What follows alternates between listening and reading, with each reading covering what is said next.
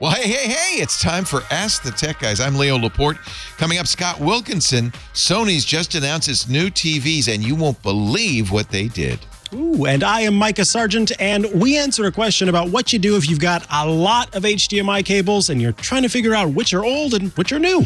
And then we'll figure out what happens if you can't run Safari to fix Safari on your Mac. It's all coming up next on Ask the Tech Guys. Podcasts you love. From people you trust. This is Twit. This is Ask the Tech Guys with Micah Sargent and Leo Laporte. Episode 2023 for Sunday, May 5th, 2024. Choco tacos for Cinco de Mayo. Well, hey, how are you today? It's time for Ask the Tech Guys. Tis indeed time. That's Micah Sargent. The handsome one is Micah Sargent. And Leo Laporte, you're the one who can... The fat one. You can say it. Look at you. So your leg, you see how your knee and your foot are parallel? Yeah. I don't have that flexibility in my hips. You can't do this? I can't do that directly half. I remember reading in an Ian Fleming James Bond novel. This is how Englishmen sit. Well, I like sitting like that, but my knee doesn't go quite down as far as yours does. You have to. I'm very impressed with your... I don't have any... Your hip flexors are very flexible. It's not that. They can't go any other way. They're inflexible. Hello, this is the show where you answer your computer questions. Somehow. 888-724-2884. For some reason, that sounded weird, but it was correct. I know, isn't it? Yeah. Weird? 888-724. That's what it was. 724. It was weird cadence. I said it wrong. No, it was correct. It's just strange. That's the phone number that you could call during the show. Yes. If you do call that phone number, you will have the opportunity to be brought up on stage. When you do, there's a little key word that you need, not keyword, keys that you need to hit. It's *6*6. That will let you unmute yourself for the call. There are other ways you can get in touch with us. You can also email us, atg@twit.tv, with video, audio, or text, and we will answer those questions. Or you can also pull up on your phone or your computer a low URL. URL, LIL, apostrophe. That is not the URL. The URL is call.twit.tv. When you go there, you'll be brought to a Zoom room. A Zoom room. And very important. I like how he talks funny when he does that. It's so funny. You'll need to look at the bottom of your screen. Yes. For a little hand. Yes. And you want to press that hand to let us know that you actually have a question. So those are the ways you can get in touch. Please do get in touch and tell us about how you work on your hip flexors so I can make them a little bit better. Here. I'm happy to say that if you ever thought you might want to use Arc, the browser that is now available for Windows users. Did you even know what I'm talking about? Yeah. No. Oh, you do? Of course, I use Arc. Oh, you do? Yeah, It's great on the Mac. Yeah. And it's starting to get better and better on Windows. I like it for us because it has kind of a frameless view, which I really like. So you don't see any of the browser cruft, just a page. And these days, honestly, I think most websites are really kind of designed not to be kind of standalone, like an app. Almost like an app, Gmail, exactly. Right? Just an app that you don't ever mess with. Sites are super powerful these days. Well, that's one way to put it. They're super powerful. Yeah. So that's cool. I know people were excited. Those of us who've been having the browser company's Arc browser for some time. It's a really nice Mac. browser. It's based on Chrome. Yeah, it is a Chromium base. It's a different take, I think, on a browser. And I like the kind of different profile system that it has. That was one that got me into it early on. I always end up just going back to Safari because I'm a creature of habit. Yeah. But Arc is super cool. And I do feel like if I would just sit with it for more than a week, I would probably stick to it. I end up, going back to my regular haunts. Honestly, on Windows, I don't think you really get the full. Oh, really? It's not quite the same. You know why? It's written in a language that was originally designed for Apple, Swift. Oh. It is open source, so in theory, you could develop in Swift for other platforms. But I am not convinced it works. That's all that well. That's not. Not ideal. I guess that's why it took a while to get over to Windows. It is, and it's probably why it will never appear on Linux. But I like it. That's all I can say. I'm just saying that. If you wanted it, you could try it. The browser company, arc.com or net. I can't remember. One of them. Try one of them. One of the reasons I was thinking about this is because I read a very funny Australian blog from Takahi called The Heat Death of the Internet. Came out last month. You want to order from a local restaurant, but you need to download a third-party delivery app, even though you plan to pick it up yourself. The prices and menu on the app are different from what you saw in the window. When you download a second app, the prices are different again. You ring the restaurant directly. It says the number is no longer in service. You go to the restaurant, you order in person, you mention, hey, your website has the wrong number. The woman behind the counter says, yeah, we have to contact the company to design the site for changes. It's going to cost them. But since most people order in the app anyway, who cares? You want to watch the trailer for an upcoming movie on YouTube, but first you have to sit through an ad. Then you sit through a preview for the trailer itself. Then you watch the trailer, which is literally another ad. When it ends, it queues up a new trailer with a new ad at the start of it. The first page of Google results are links to pages that have scraped other pages for information from other pages that have been scraped for information. All the sources seem to link back to one another. There's no origin. The photos on the page look weird. The hands are disfigured. I wonder why. There's no image credit, and on and on and on. I think this guy kind of nailed it. Yeah. The internet. What's wrong, folks? It's gone downhill. It's all cruft. A billionaire got mad, bought your favorite social media site, ran it into the ground. A different billionaire got mad, bought the magazine site you like to read on your lunch break, shut it down completely. A third billionaire did what they do best, bought the app you use for networking and sold it off for parts. Anyway, on and on. It's a grumpy old man blog post shouting at the clouds.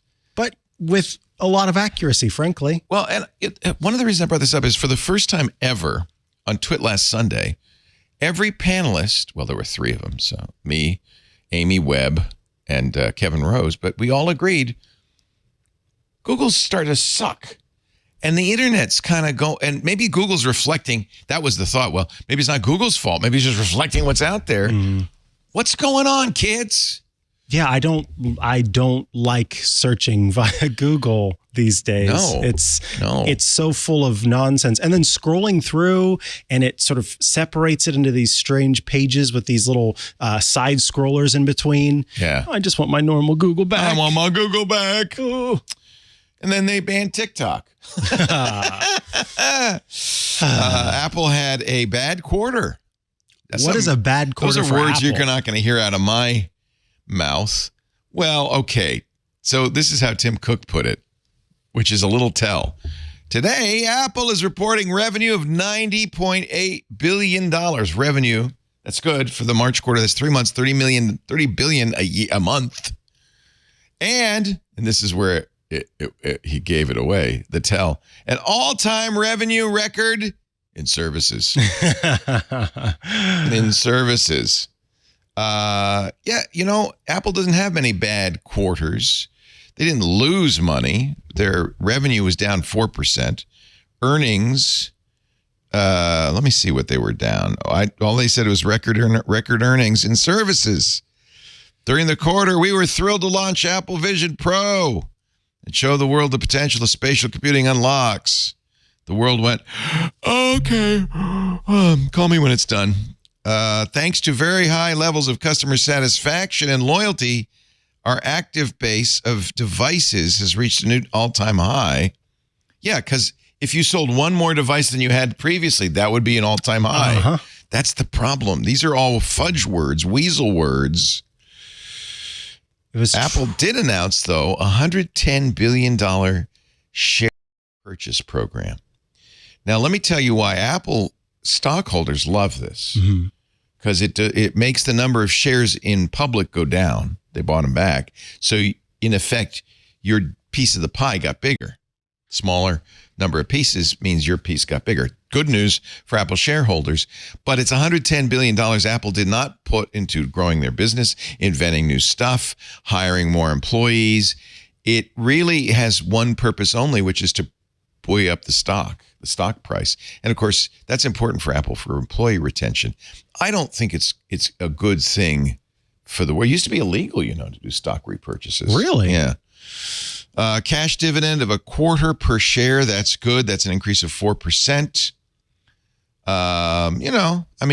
Given our confidence in Apple's future, says Luca Maestri, Apple's CFO, our board has authorized $110 billion for share repurchases. That is all, and the stock dividend, all is an attempt to keep the stock high. Mm-hmm. I wonder how the stock did, actually. I didn't check. I don't care about stock. That's not the point. To me, the point is the company doing well? Right. Now, one of the reasons Apple had a very good quarter for services is that Google is giving them, and this comes under services, a lot of money. We found out thanks to the ongoing antitrust lawsuit, which closed, by the way, this week, which wrapped up with final arguments. The Department of Justice suing Alphabet came out in discovery. Alphabet 2 years ago, 2022, paid Apple, we thought it was 11 billion, maybe 13, $20 billion to keep using or to make the default search on the Safari on the iPhone. Google. That's more than almost $2 billion a month. A, how much is it worth? And B, what are you afraid of, Google? Competition. Right? What are you afraid of? If Google's so great, such a great search engine, why do you have to pay Apple $20 billion a year to default to Google? And what would they default to, by the way? What's the choice? Bing? I guess. I don't know. And we've seen in the EU where it is now presented to you which default search engine you choose. Yeah, that's interesting. That there is an increase for a number of other search engines. Oh, really? Yeah. I think it was DuckDuckGo specifically who called it out that they saw quite a jump. Well, they would because they're one of the search engines. Right. They were one of the search engines and they're one of the smaller ones. So seeing any jump was right. Quite a bit. Right. Well, that's the news. I'm sorry, it's such grim news. It's like everything's terrible. There was one good bit of news. Oh, good. What? It was that finally we can hear Universal Music Group on TikTok again. TikTok and Universal. Just in the nick of time, UMG. You did it. They got over their tiff and have come to an agreement so that TikTok users can once again attach music to their ticks. I don't know. What do they call their talks? What do they call them? Posts? Posts? I don't know. Yeah. So there's a couple of theories about why this is. One is TikTok finally gave them enough money, right? Made it okay. The other is that Universal Music Group said, whoa, the sales of our albums and artists have plummeted without the plugs they're getting on TikTok. Maybe it's worth it to come back to the table. And I don't know. Maybe someday we'll know. Somebody will do some research and give us some information as to why they finally signed a deal. They really acted like, no, we're never going to sign a deal. Yeah, it did seem like it was like that's it. It's over. And honestly, it could be if TikTok, I don't know what's going to happen to TikTok, but I don't think it's going to be the dominant force it was. Do you? No. I think that who's going to buy them? It needs, that's what I was going to say. It needs to, this time right now needs to exist long enough for people to really feel that panic and move off of the platform. And when that fully happens, then it's not going to be worth it. Well, we saw it with MySpace when the rats desert the sinking ship. They make a decision. They go all at once. MySpace just cratered. So I don't know. ByteDance says we're gonna go to court. If we can get the law overturned, we will. But if we can't, then we're closing. Then it's bye-bye. And that might just be political, jockeying. I don't know. Yeah. And I was reading that piece that you linked to from the Washington Post talking about the group behind the TikTok ban. Yeah, that's kind of interesting. That's, I don't know if we have time to go into all of that, but I think that that's something that people should check out. It's called The Tech Billionaires Who Helped Ban TikTok Want to Write AI Rules for Trump. And it talks about Jacob Hellberg, who at one point was not very well known, but is now kind of shaking hands with the top brass in Washington and was instrumental in creating the law that was signed by President Biden Biden calling for the forced sale of because TikTok. he really cares deeply about our privacy and the security of our national conversation and wants to make sure the Chinese government does not propagandize our youth, right? No, I don't think that's what it's about. I think it has a little more to do with the fact that Instagram from Meta and YouTube's Shorts are direct copies of TikTok and would be the immediate benefactors, the beneficiaries of TikTok demise, because everybody would just say, okay, fine, we'll move to Instagram Reels. That's what my son did. He's a TikTok influencer. He just moved to Instagram. Which both happen to be based in the U.S. Yeah. And when you've got a nationalistic viewpoint, then it's more than that. Sense. Meta and Google both pour lots of money into Congress. Yeah. And I really think that what Helberg is actually a lobbyist, and he is lobbying for Meta and Google and American big tech, saying, get these Chinese interlopers out of here. We would like to take over. I don't know. Will it be as good as TikTok? Probably not. Does it matter? Probably not. Probably not. Right? Sadly. Yeah. All right. Let's do something. We've got 20 minutes before we have Scott Wilkinson on. Exciting home theater geek, yes. We call him. He will be doing his thing, whatever that thing is. It's your thing. Do what you want to do. But meanwhile, I think this would be a good time for me to talk about our fine sponsor, Stamps.com. I've known these guys for so long. I love Stamps.com. We've been using Stamps.com. How long have we been using Stamps.com? At least 10 years. Here in the offices, Stamps.com lets you print your own U.S. postage from your own computer, your own printer. You don't need anything fancy. You don't need a postage meter. You don't need special ink, just the stuff you already have. And you can do everything you would be able to do in the post office right from your own desk. But better than that, it's not just the United States Postal Service. Now, Stamps.com is also UPS. So all your shipping needs are handled by Stamps.com. It's like having a post office in your pocket. Schedule a package pickup right there in the dashboard, so you don't even have to stand up. A uniformed member of the federal government will come to your door and pick up your package. Or a guy in brown shorts. Either way, you don't have to get up. You can mail checks, invoices, everything, brochures, everything, catalogs, everything you need to keep your business running. You can connect with every major marketplace. So if you're an eBay seller, Etsy, Amazon, it all works automatically. If you sell online, it's so easy. You don't even have to put in the recipient's address, your address. It prints your logo. You can print it on an envelope. You can print it a label for any size package. Stamps.com has the best discounts in the industry. Get this, up to 89% off United States Postal Service and UPS. 89%. And they automatically will tell you their cheapest, fastest options. So it helps you choose. Is that a book you're putting on our USB scale? You could do it media mail and save. Stamps.com has been our partner since 2012. That's 12 years now. And if you haven't tried them yet, you've heard me talk about them. I don't know what you're waiting for. Hey, maybe I can help. Make the same no-brainer decision as over 1 million other businesses with Stamps.com. Just do what we did. Sign up with the promo code TWIT. You're going to get a special offer. It includes a 4-week trial of Stamps.com, plus free postage you can use over the lifetime of your account, and a free digital scale. I love that scale. You know how many times I get eBay packages with stamps? Literally, they lick them and put them on there, and then they either don't put enough, and I have to pay, which I hate, or they put too much, and they've been overpaying. Never with this scale. You print exactly the right postage, and you put it right on there. It's so professional looking. And here's the best part of our trial offer. No long-term commitments or contracts. You just go to Stamps.com because they know if you're not happy, they're not happy. You're going to be happy. Stamps.com, click the microphone at the top of the page. See that in the upper right-hand corner there? That weird old-fashioned microphone? That's us. Enter the code TWIT, and you're good to go. Stamps.com. That's a $110 bonus offer. It's a good deal. All you got to do is remember TWIT, T-W-I-T. And Stamps.com. Now, what would you like to do, Mr. Producer Man? It's so good to have John Ashley in the saddle. Yeehaw! All right, I have a phone caller right here. I threw him on that. Hey, phone caller, tell us your first name and your first name and where you're calling from.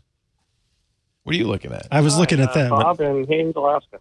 Oh, wow, in Haines, Alaska. Wow. What's your first name, Rob? Yes. Hi, Rob. Hi, Rob. Bob. Oh, Bob. Yeah. Bob, what can we do for you today? Well, I blame Windows too. So, Listening in for the last half hour. oh man, yeah, that's why we started late. Windows had decided to update on my laptop, and you know how long that can be. Oh yeah. Well, I've been using Linux for the last couple of years, partly because of that. I have to say, Linux has gotten to the point where it really is, I think, very similar to Windows. Yeah, it's a learning curve, but in terms of functionality, it's absolutely great. Okay, yes, go ahead. I'm sorry. Enough of the ad. What's your question? Well, I actually think the functionality is better. I mean, there's a lot of things that you can do on Linux that you could never do on Windows. I agree. So I actually prefer it. I'm with you. Yep. I got a question for you. Especially now that we've got 4G service here in Haines. They upgraded last summer from 3G to 4G cellular service. And went from 500 kilobits and 1 megabit service up to 30 or 40 megabits. That's a big improvement. That's nice. I use... so it's an amazing improvement. Yeah. Yes. I use unlimited full-speed hotspot that I get with an AT&T business plan for my internet service. For your business? I have a business, but I use it mostly for personal. Okay. We won't tell AT&T. Okay. Actually, they don't care. You're paying more. They don't care.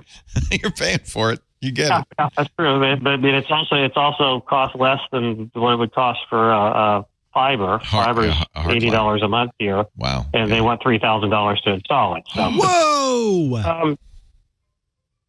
Well, I have to run 300 feet of conduit. That's the cost. Yep. I have been told, because I use hotspot, that I cannot have a Wi-Fi network. I use the hotspot, obviously, going to the computer, but I cannot, for example, use Chromecast. I, at one time, a couple of years or last year, was able to figure out a way to use a wireless printer and scanner, but now for some reason I changed something and it no longer works. So can I have a Wi-Fi hotspot if I'm using, can I have a Wi-Fi network with a hotspot? You can, but you can't use, it sounds like it's an AT&T limitation. Mm-hmm. So you're using their hotspot device? No, I'm using my cell phone. Oh, you're using your cell phone. There's the problem. There's the problem. Yeah, if you were able to get a router, so they make 4G routers that then can become a Wi-Fi hotspot. It's basically two radios in one device. One, the cellular radio sending and received to the cell network, and sitting next to it, a Wi-Fi transceiver sending and receiving Wi-Fi. But doing that from your phone, because your phone isn't let me ask doing you that. This question. I was told by Geek Squad that if I had a second device, a Netgear AC750 That's range right. extender. That's what I was just, range extender. I could, because it has a separate SSID, that I could use that as my Wi-Fi network and use hook it up to the hotspot off of my cell phone. Is that correct? Interesting. I guess because it's a range extender, it is specifically looking for a Wi-Fi network to extend. So it would, in theory, I'm trying to figure out why they said range extender specifically. So because you don't want a router, right? Because the phone's going to do that. But is it? No, it's not. That's exactly what the phone doesn't do, is route. So with the range, I don't know if the range extender would route. Yeah, they're close, but what you want is a router. Because the phone is not going to do any routing. That's why you can't have Wi-Fi. The phone says, I'll connect you to the internet, this one thing, but I'm not going to be a router. And it may be a limitation on AT&T, although I think you can trick AT&T probably. But it's AT&T, almost always these cell companies say, and by the way, one device, please. They will sell, though, I know AT&T will, and most other carriers will sell a device that would let you do this, which is basically a 4G device that is then a Wi-Fi router. I think that's the better option, because here's the thing. Even if you were able to trick the system into letting you do that for a while, there's going to come a time where they're going to catch on, and then they're going to stop, and then set. And so doing it the legitimate way, by just getting one of the Wi-Fi router hotspot deals from it might be what the Geek Squad was thinking. Burke, our Burke says, is that the range extender connects to your phone, and then it still only has one IP address, but then that connects to a Wi-Fi router. No, that's not going to work. I don't think that's a way to do it. I think you want a home internet gateway. Okay. Do they? T-Mobile and Verizon sell these right now. AT&T has not yet joined this, but soon will. T-Mobile started it. And what these are, they're separate accounts. They're internet accounts that then connect to the LTE. They may not want you to, because it sounds like living in the beautiful, great Northwest, they may not have enough bandwidth up there to have a lot of people using a lot of bandwidth. Oh, look, AT&T has just started selling it. Look at that. AT&T Internet Wireless Home Internet. AT&T Internet Wireless Home Internet. Seems like that's a lot of internet. Anyway, they do offer it. Yeah, now. I actually looked into that, and the problem with that is then having 2 cell phone bills. Yeah, it's going to cost you. Can't afford, yeah. So you want to share your cell phone. I mean, I can already get, I can get 10 devices on the hotspot. But the problem is, I guess that's a hotspot network, not a Wi-Fi network, kind of like you said. Right. Oh, that's nice. They let you have 10. So they let you have 10 devices. Yeah. But what you want to do things like Chromecast, which really want to look for a Wi-Fi signal. So Chromecast. Right, Chromecast, and also more important than that is use a wireless printer or scanner. Right. And it tells me I have to turn the hotspot off in order to do that, which then I don't have any internet. That's interesting. Who tells you that? The printer or the phone? The phone. The phone. Yeah, the phone. Yeah, they don't want you to do that. That's why.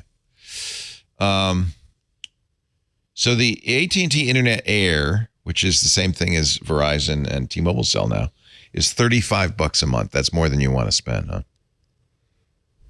Oh, I didn't know it was that cheap. Well, I could probably do that, yeah, because I mean, like I said, it's a little over $100 a month for fiber, and that's only 10 megabits per second anyway. Right.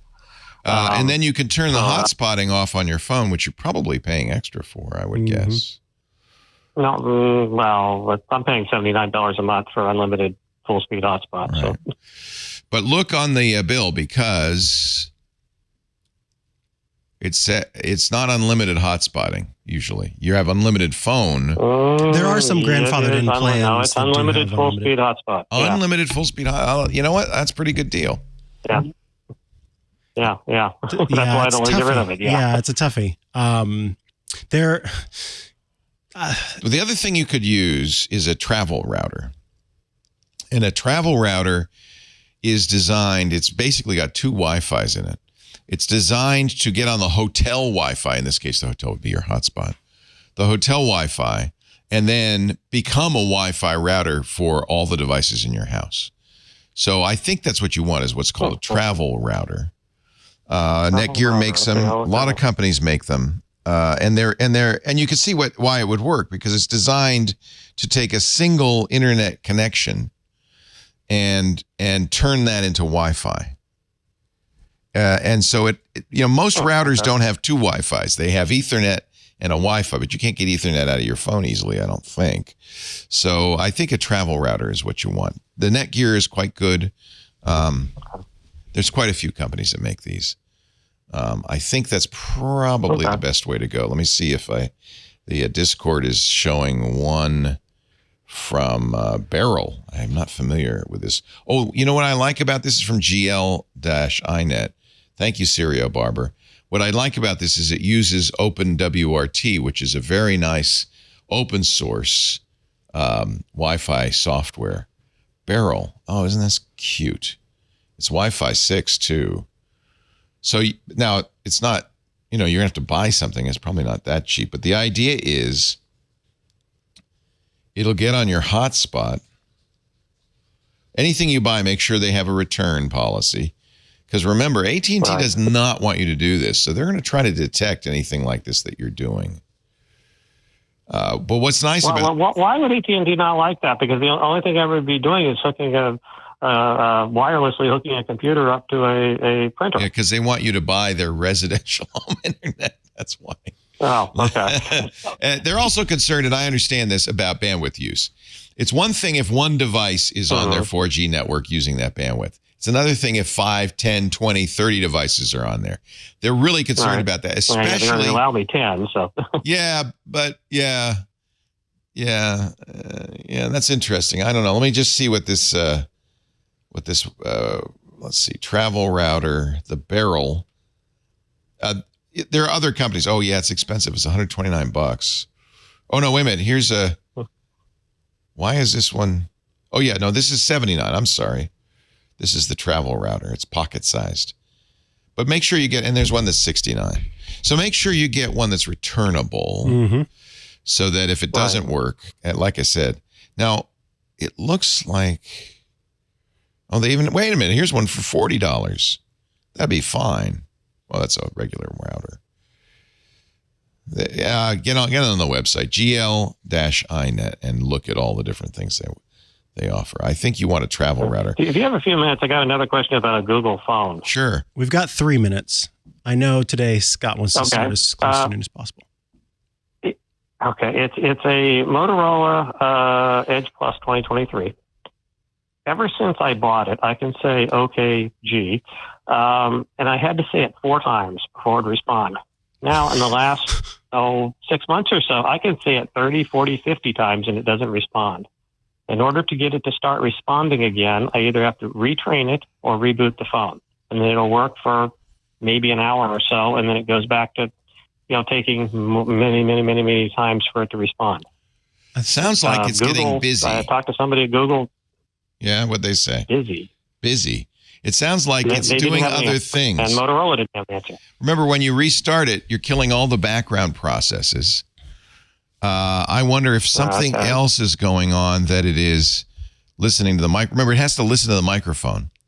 Also, did they suggest a device restore, not just a reset? Maybe that'll do it, yeah. Did anyone suggest a device restore? I completely did I think that's what I did. I completely wiped everything off the phone. And And it still does it. Like I said, for an hour, maybe an hour, and went back to before I reinstalled any other apps or anything. And one other question I have for you before we look at like busyness: have you placed any calls on it or recorded any video on it and listened to how the microphone is or is not picking up audio?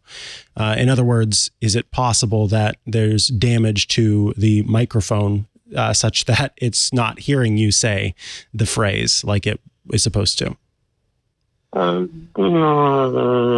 can actually click on the microphone and ask Google something, and it hears you. Okay, G doesn't work. Yeah. So it might also, and this is a long shot, but this is from our Discord, but I think it's true. You might want to retrain the voice model. So delete it and start over. He said he did that. Yeah. Done that. It works for a short period of time and then stops working again. Oh, you already said that. All right. No idea. Yeah. No idea. Okay. I'm not sure why that would be. That's very weird. It sounds like it keeps getting corrupted. It really sounds to me like something else is using the microphone or it's busy doing something. And so it's not hearing you. Oh, the little process that would normally be open. Because when you trigger it, when you push the button on the search thing and say it works, right? It's only when you're saying correct. Yeah, it's not listening. You know what I'm saying? Yeah. It's not listening well. Yeah, it's like it's going into some kind of deep sleep or something. Yeah. It takes a while to wake up from. Yeah, something else. I figure, on less expensive phones, it might well be that it's just gotten so busy doing what? I don't know. keeping track of the time that it's just not listening well. Because you could trigger it by pressing it. Most expensive phone. So the only other thing that you might try as just a troubleshooting step is to, because I'm sure you've got lots of backups, try restoring it to device, to factory settings like you've done, I know, but don't do a restore of all of your apps and things. Just have it as if you just that's what I did. I did a restore and then tried it. No, and it didn't interesting. Work, then I reinstalled all my apps. Yeah. Wow. So the other thing is Motorola may be killing the process that's listening to save battery life. And so you don't want it to kill that. Oh, have you tried does it have a replaceable battery? No. Because I was just thinking if it's performance. There's a website somebody in the chat room sent us to don'tkillmyapp.com. And it says Android manufacturers listed below prefer battery life over proper functionality. Now, Motorola is not on this list, but I think this might be that Motorola is killing the process that's listening for your voice to save battery life. Motorola is not on here, which is interesting. That's really weird. But Huawei, Xiaomi, OnePlus, and Samsung all do that a lot. So I don't have off the top of my head, but keep listening. Maybe somebody will come up with it. I appreciate the call. Okay. We have to run. I'll get on Amazon and look for a travel router. Yeah, look for a travel router. There's cheap ones. Yeah. I have just made my, I started using Google's Gemini voice assistant, which I like, in replace of the Google Assistant. You can do that now if you pay for Gemini. And I made my action button be that. Oh, so now I can talk to Gemini and say, what is Micah Sargent and where does he belong? Let's see what it says. Hey, it found you. Sometimes it talks, sometimes it doesn't. So in this case, it just gave me just did a search. But that's kind of handy. Yeah. Like I wanted to know, how old is Jerry Seinfeld? Jerry Seinfeld is 70 years old. Too old. Scott Wilkinson, our home theater geek. He hosts the Home Theater Geek Show every week on this network. If you are listening, you can watch the video too if you're a member of the club. Hello, Scott from Santa Cruz, California. Leo. Hey, Micah. Hi, welcome. Scott. What's up? Hey, how you guys doing? Great. Doing well, thank you. Well, just a quick note. I am back now a few weeks from Mexico, having seen the total solar eclipse. Oh, you went down. How Your nice. life was changed forever on that day. You opened up 7 chakras. Yeah, well, it was amazing. No question about it. First one I'd seen. But, I mean, there were people on the tour that this was their 7th one. They had been all over the world. I've seen it. It's great. I'm not going to go all over the world to see another. I don't blame you. Were you there to take photos or did you just do kind of a glance at it with the proper protection? The proper protection. Absolutely. No, I did not take photos. I wanted to experience it without worrying about, the exposure and the what have you. There was a professional photographer there who got some amazing shots. Yeah, you can really get some beautiful shots. The problem is everybody else is getting the same beautiful shots. That's how I saw it. I saw the beautiful shots everybody took. Did you recharge your crystals and the? No, but I did meditate under it. Oh, nice. Very nice. So that was good. That's very Santa Cruzian. Something happens that's very interesting when the sun goes out. Yeah. Anyway, that's just by way of letting you know. You're back, Welcome baby. back. I'm glad that you had baby. safe and good travels. Thank you. Yes. What I wanted to talk about with regard to, what we talk about here is that Sony just introduced their 2024 TV lineup. They didn't say anything at CES. They said nothing at CES about new TVs. Wow.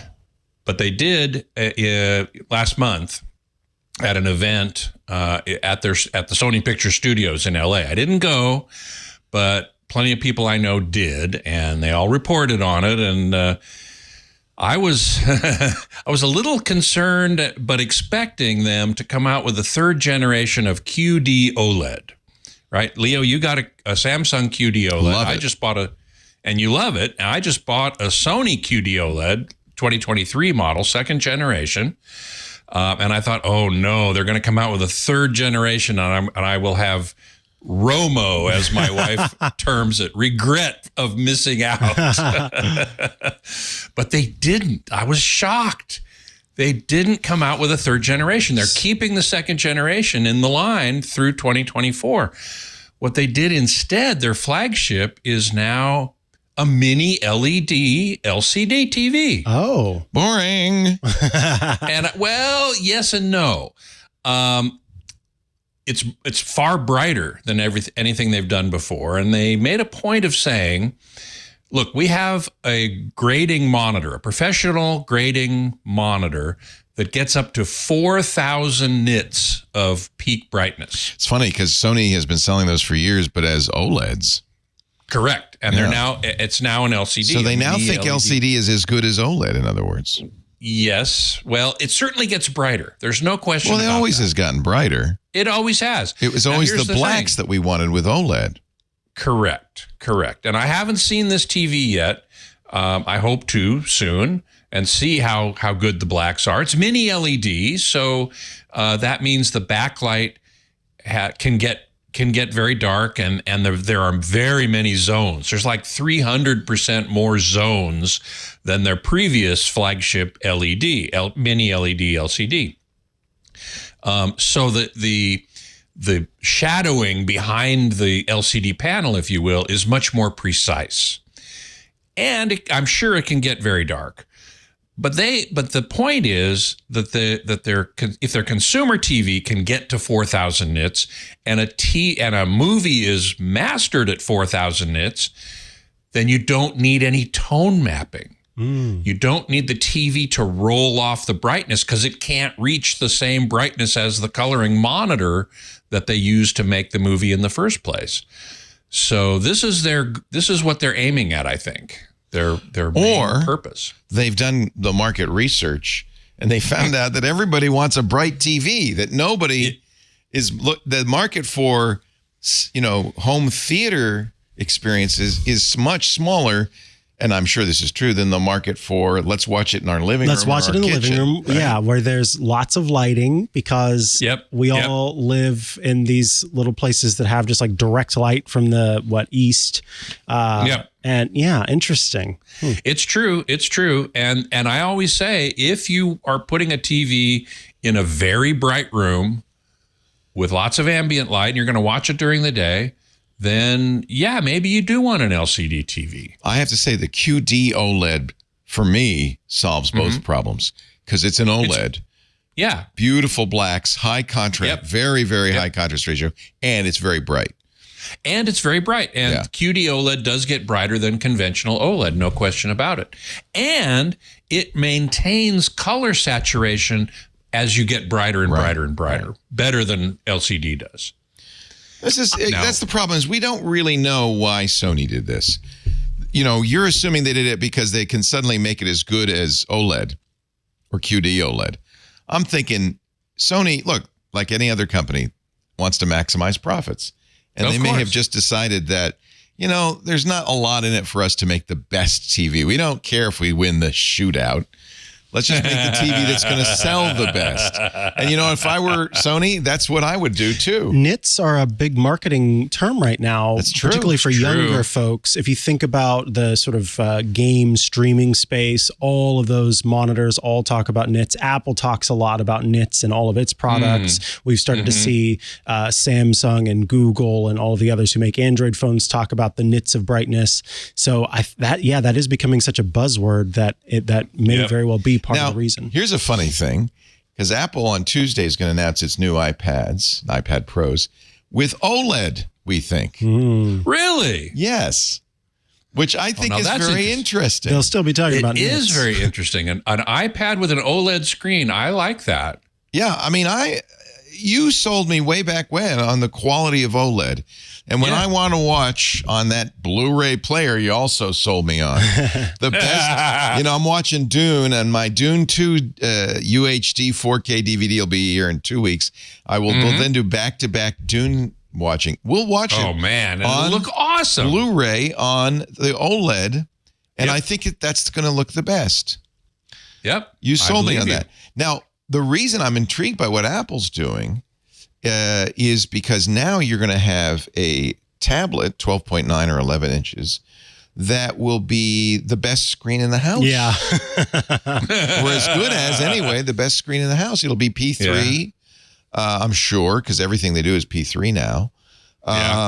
It'll be a great photography tool, for instance. Great way to look at your grade, look at your photos, to process your photos. Is OLED more accurate?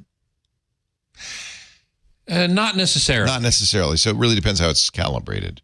It depends on if it's calibrated, correct. Yeah. And you know, any TV that can be calibrated to the specification that is well defined, you know, then it's going to be accurate. So an LCD can, you know, especially be backlit. Can be. It can. Yeah. So maybe Sony's saying, look, this is accurate. We don't have the super high contrast ratio of OLED, but it's bright. And that's what most people want, is bright. Another feature that they touted brand new this year was something in the LCD called X wide angle, which addresses really the main bugaboo of LCD TVs, which is as you go off axis, the picture degrades. Yeah, it looks terrible. Gets washed out, contrast goes down. Oh, your phone call. We got to get going because you got a call. I got a phone call. No, wait. I'm going to decline it and talk to him later. Okay. It is somebody I know, so he'll be fine. Not a robocall. Not a robocall. I know you don't want to disappoint robocalls because it just makes them mad. No, they did introduce a new OLED, a regular OLED, not a QD OLED. And I will tell you, I just took delivery on a QD OLED, and I'm getting it installed next week. I will be now, did you get the Samsung? No, the Sony. You got the Sony. I'll be very interested in what you think. Now, you've seen my Samsung QD OLED. Yeah, I calibrated it. I know, thank you. And it really does look good. Although I have to say, when I put it in the calibrated mode, it seems kind of dim. Well, those movie makers really like their movies dark. They do. That's true. Why is that? I don't know. I read one article recently that said because they can. Yeah. Yeah. I guess. Yeah. Yeah, but Maybe it's just. I agree with you. Many movie makers make their movies to look dark, and when it's in calibrated mode, the TV's in calibrated mode, it does look dark. Yeah. And almost a little desaturated too. That's the other thing, and that's why I think Sony might have made this decision. Because what do they do on the showroom floor? They turn the brightness way up, and they pop the color like crazy because that's what people buy. Yeah. Yeah, I know, and I talk about this all the time. That you know, you can't, you don't live in a showroom floor. Right. Well, but also think about the people who are doing the color grading. They're not doing it in a living room in a normal house. They're doing it in those dark spaces. Well, no, when Scott came over, he did it in the living room. This is true. This is true. If you get a calibrator come to your house, I mean, the movie makers, the people you asked why they do it and it's so dim. It's the graders are probably doing it in a space. They're sitting in a dark room. Yeah. Sure. Yeah. That's correct. Yeah, that's correct. And they're probably using Sony's OLED displays to do it, which is interesting. Correct. Yeah. All right. Anyway, Scott, appreciate it. Good. Every week. What's coming up on? Sorry? Yeah, report back on your new Sony. I'd be very curious. This I will do. Yeah. I will do. This week on Home Theater Geeks is a much more detailed accounting of the new Sony TVs. Perfect. So if you want to know more, subscribe to Home Theater Geeks on your in your favorite podcast player. And if you want to see the video, subscribe to Club Twit so you can see the video. But the audio is available to all. Thank you, Scott. Thank you very much. You bet. Have a great weekend. Month. Take care. Bye-bye. Bye. Our home theater guru, Scott Wilkinson. All right. You see, everybody has a different thing they want. You have a projection TV because you want it big. And that's going to be not as bright. And the contrast's not going to be as high, but it's big. But it makes up for it, because it's big. Lisa's kind of mad at me, frankly, because I traded the projection in for the QD OLED, which is only 77 inches. And she wanted for the Super Bowl, she wanted big. So everybody has something different that they want. Yeah, it's all about preference, right? It absolutely is. It absolutely is. Preference and, financial availability, I think. Oh, two big things. You can't forget that either. Absolutely not. All right, we're going to take a little break, and when we come back, more of your calls. 888, I don't remember. 724-2884. It's something like that. Or you can use Zoom on your phone, and call.twit.tv is the address. Our show today brought to you by the great folks at Eufy. Oh, I love this. In fact, Micah, you know more about it than I do because you installed the Eufy. There it is. So simple to install. 3-in-1 triple security smart video lock. How easy was it? It was, you see it in the video if you're watching, it's just a screwdriver. A Phillips head screwdriver was all I needed to do the installation of the E330. Wow. Very nice. And what I like about it is both a camera and a lock.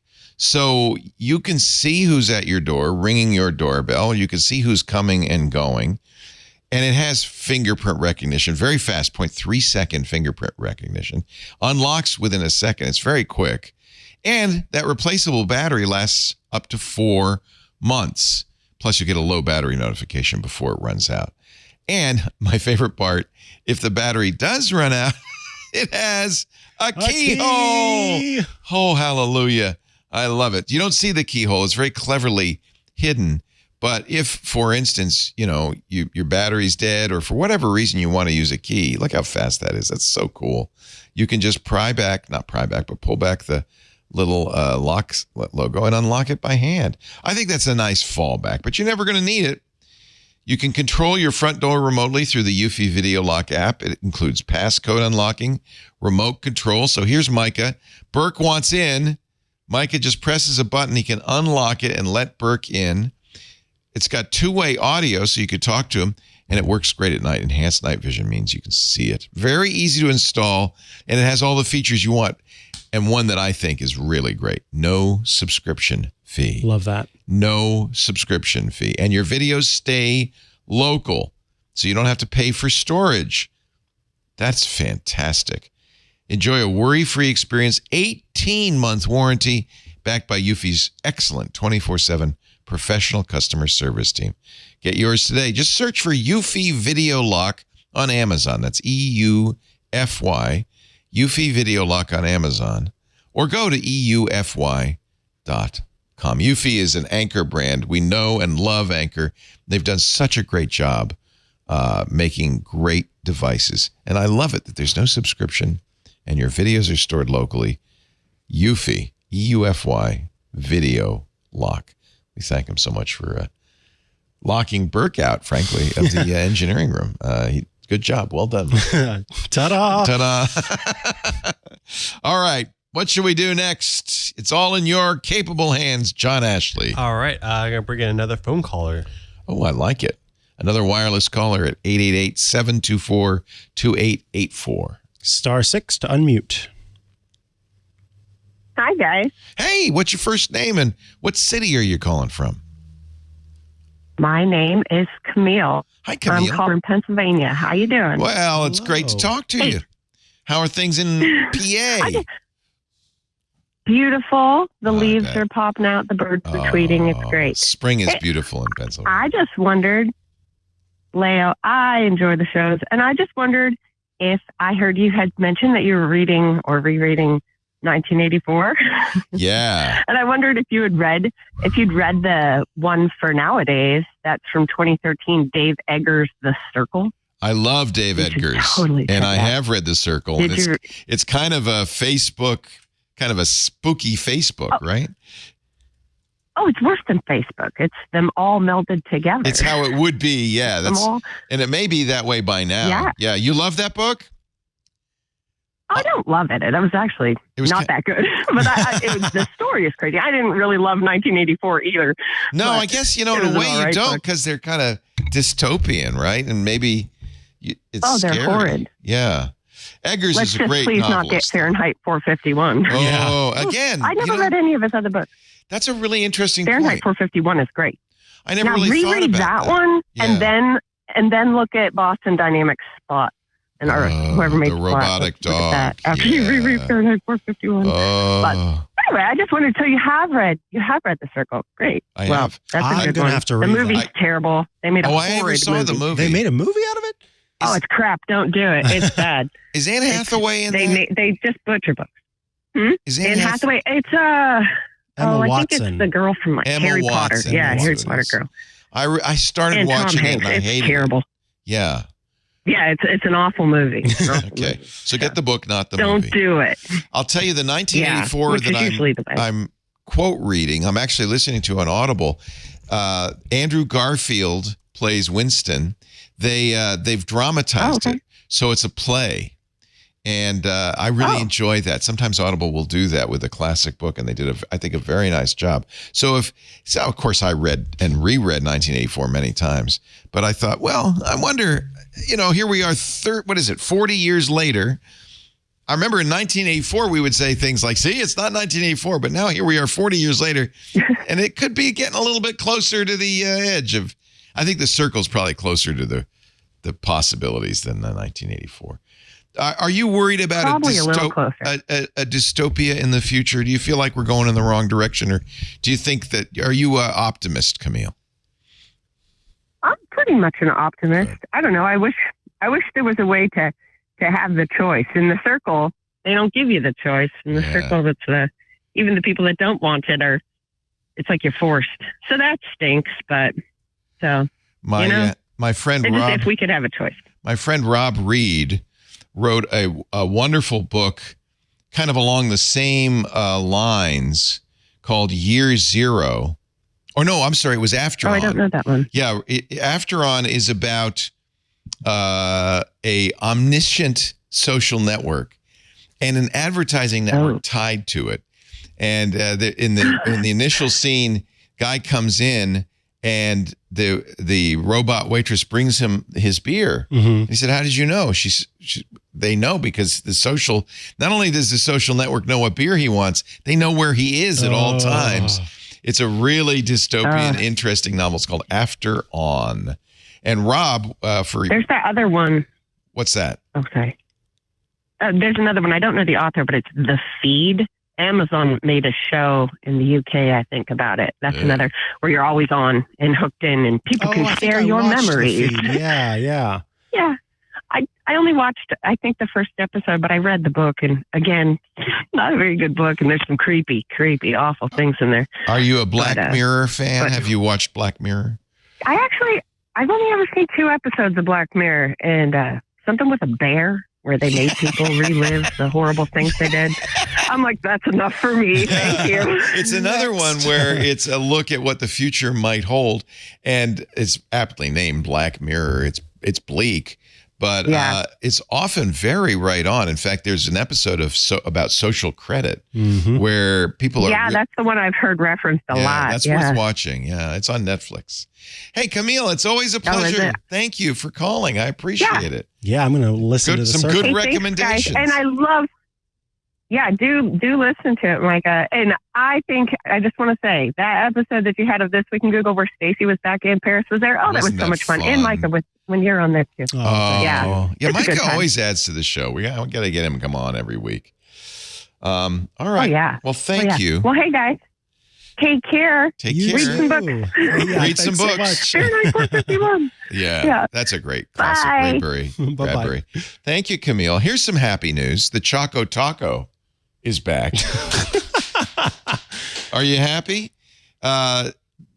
Klondike discontinued it a couple of years ago. Cold Stone Creamery, in honor of Cinco de Mayo, will make you a Cold Stone Choco Taco for 1 week. For 1 week only. I'll be going to Cold Stone after the show today to celebrate Cinco de Mayo. Happy Cinco de Mayo. Happy Cinco de Mayo. Yeah. And see, there's good news in the world. Choco Taco. Choco Taco's back for 1 week only. Burke is saying Black Mirror nails it every single time. I know that's kind of why it's kind of a depressing show. Steve in San Diego says The Chosen is another good one. The Chosen. You know, there's so much now dystopian TV that I'm getting a little depressed. I started watching Fallout. Talk about bleak. There's so much dystopian TV now. I guess our creatives in the world are kind of feeling the future and not liking it much. I don't know. 888-724-2884. Give us a ring. Let us talk to you. Answer you can make suggestions. We also like answering questions. We do. Do you have another question? Should I go reach behind me? Yeah, if you want to do that. For a question? Yeah. Always like doing that while we prepare our next caller. Images and files we did this one. Oh, wait a minute. It's a comeback. Remember Ronald last week said he asked about files within BitWarden. Yeah. What was mentioned, so he was worried because in BitWarden, you can put your passport, your driver's license, social security number. But he says when you export it from BitWarden, it's just an image, unencrypted image on your hard drive. He does say that raises questions about the security protocol on the iPhone or iPad itself. Here's what he did. I created the following, created a JPEG and PNG, stored them in BitWarden. Mm-hmm. Then I opened one of them on my iPhone. As expected, I could find the file within the iPhone Files app. I then deleted the file, went to Recent Files, deleted it there. My question is this a secure delete? So that was the issue that we kind of peripherally mentioned. When you decrypt something, it's the same thing as if you exported your password vault into a text file. Right. Yeah. If you're moving from one password manager to another, your entire password vault is now sitting on your hard drive unencrypted. Yeah. That's the worst state for it to be in, right? But he wants to know on his iPhone, is it a secure delete when he deletes it? I don't. Or are they doing what other operating systems do with just renaming? He says, I tried to research this, but didn't come up with much. I'm going to guess that Apple, okay, I'll tell you what. I know the answer. Because your entire iPhone is encrypted. So everything on here is encrypted. And it's only visible to you, just like BitWarden. Mm-hmm. It's only visible to you because you did the unlock, whether it was a Face ID, a password, a fingerprint, or just your PIN. Until that is hit, everything on here is scrambled. Right. Everything, right, including that image that was in your files. It all gets unlocked with the PIN. This is why we've talked about this in the past. It's really important that you protect this. In fact, it's why we talked about that court case a couple of weeks ago where the judge ruled that the law enforcement could force a defendant to put his fingerprint on the phone and unlock it. The judge said that's no different than taking your fingerprint at the jail or taking a strand of your hair for DNA. It is not protected by the Fifth Amendment. It is not protected by your right not to incriminate yourself. This by itself is not an act of incrimination. By extension, nor would Face ID be. They could just say, unlock it, and it would be unlocked. So if you're concerned about all this, good to know it's encrypted, but the thing to be worried about is how easily unencrypted it is. If you have, for instance, a 4-digit PIN, that's only 10,000 possibilities that can be guessed or encrypted. I mean, that's why Apple has that only 10 guesses thing. You should turn that on, right? Then it erases the phone if you get it wrong 10 times. I would suggest you want 6 digits at least. That's what Apple's standard is now. Mm-hmm. And you may want to turn all of that off. If you really care about this, Ronald, turn all of that off and say, I only want my iPhone to be unlocked with a password. It's completely inconvenient. Right. But it's secure. It's very secure, yeah. And there's always this balance between security and convenience. So to reassure you, you don't need secure delete on an iPhone. In fact, if you were to, and this is true of any encrypted disk. So if you've turned on File Vault on your Mac, BitLocker on your Windows machine, if you were to do the factory reset on your iPhone, unlock it, factory reset, what that's done is taken away the encryption code. You don't have to erase the disk because all that's on there is encrypted bits. It looks like gobbledygook. It cannot be decrypted. It's strong encryption. So everything on here is safe until it's unlocked. Mm-hmm. Make it hard to unlock it would be my suggestion. And at the very least, don't use a 4-digit PIN. Turn on the 10 guess limit. And I also recommend in the settings, there's an option that USB connected to it cannot access it if it's locked. Love that. So lock it down. But the good news is you don't need secure delete and the same thing on a Mac. If you've got File Vault, which is the default now, turned on, you don't need secure delete really, because unless you're logged in, it's gobbledygook. It's nonsense.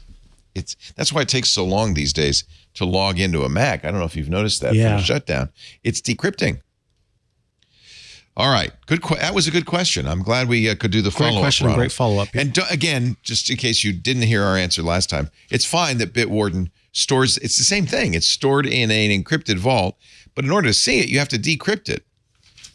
So decrypt it in a safe way, right? Do a secure delete afterwards if you don't have an encrypted disk and so forth. And really, that's why you want to have a good password. You want to have a 6-digit PIN.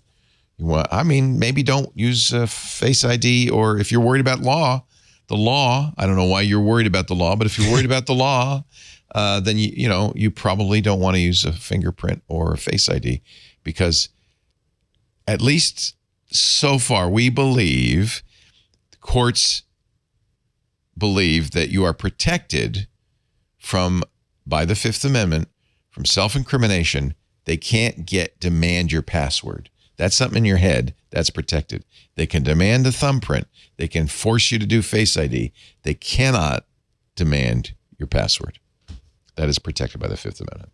All right. I have given you time to find us a phone caller. Wonderful. I am ready person. with this phone caller right here. Okay. Hello, phone caller. What's your name and from whence do you hail? Michelle, and I am from Texas. Hi, Michelle. Hello, Michelle. Welcome.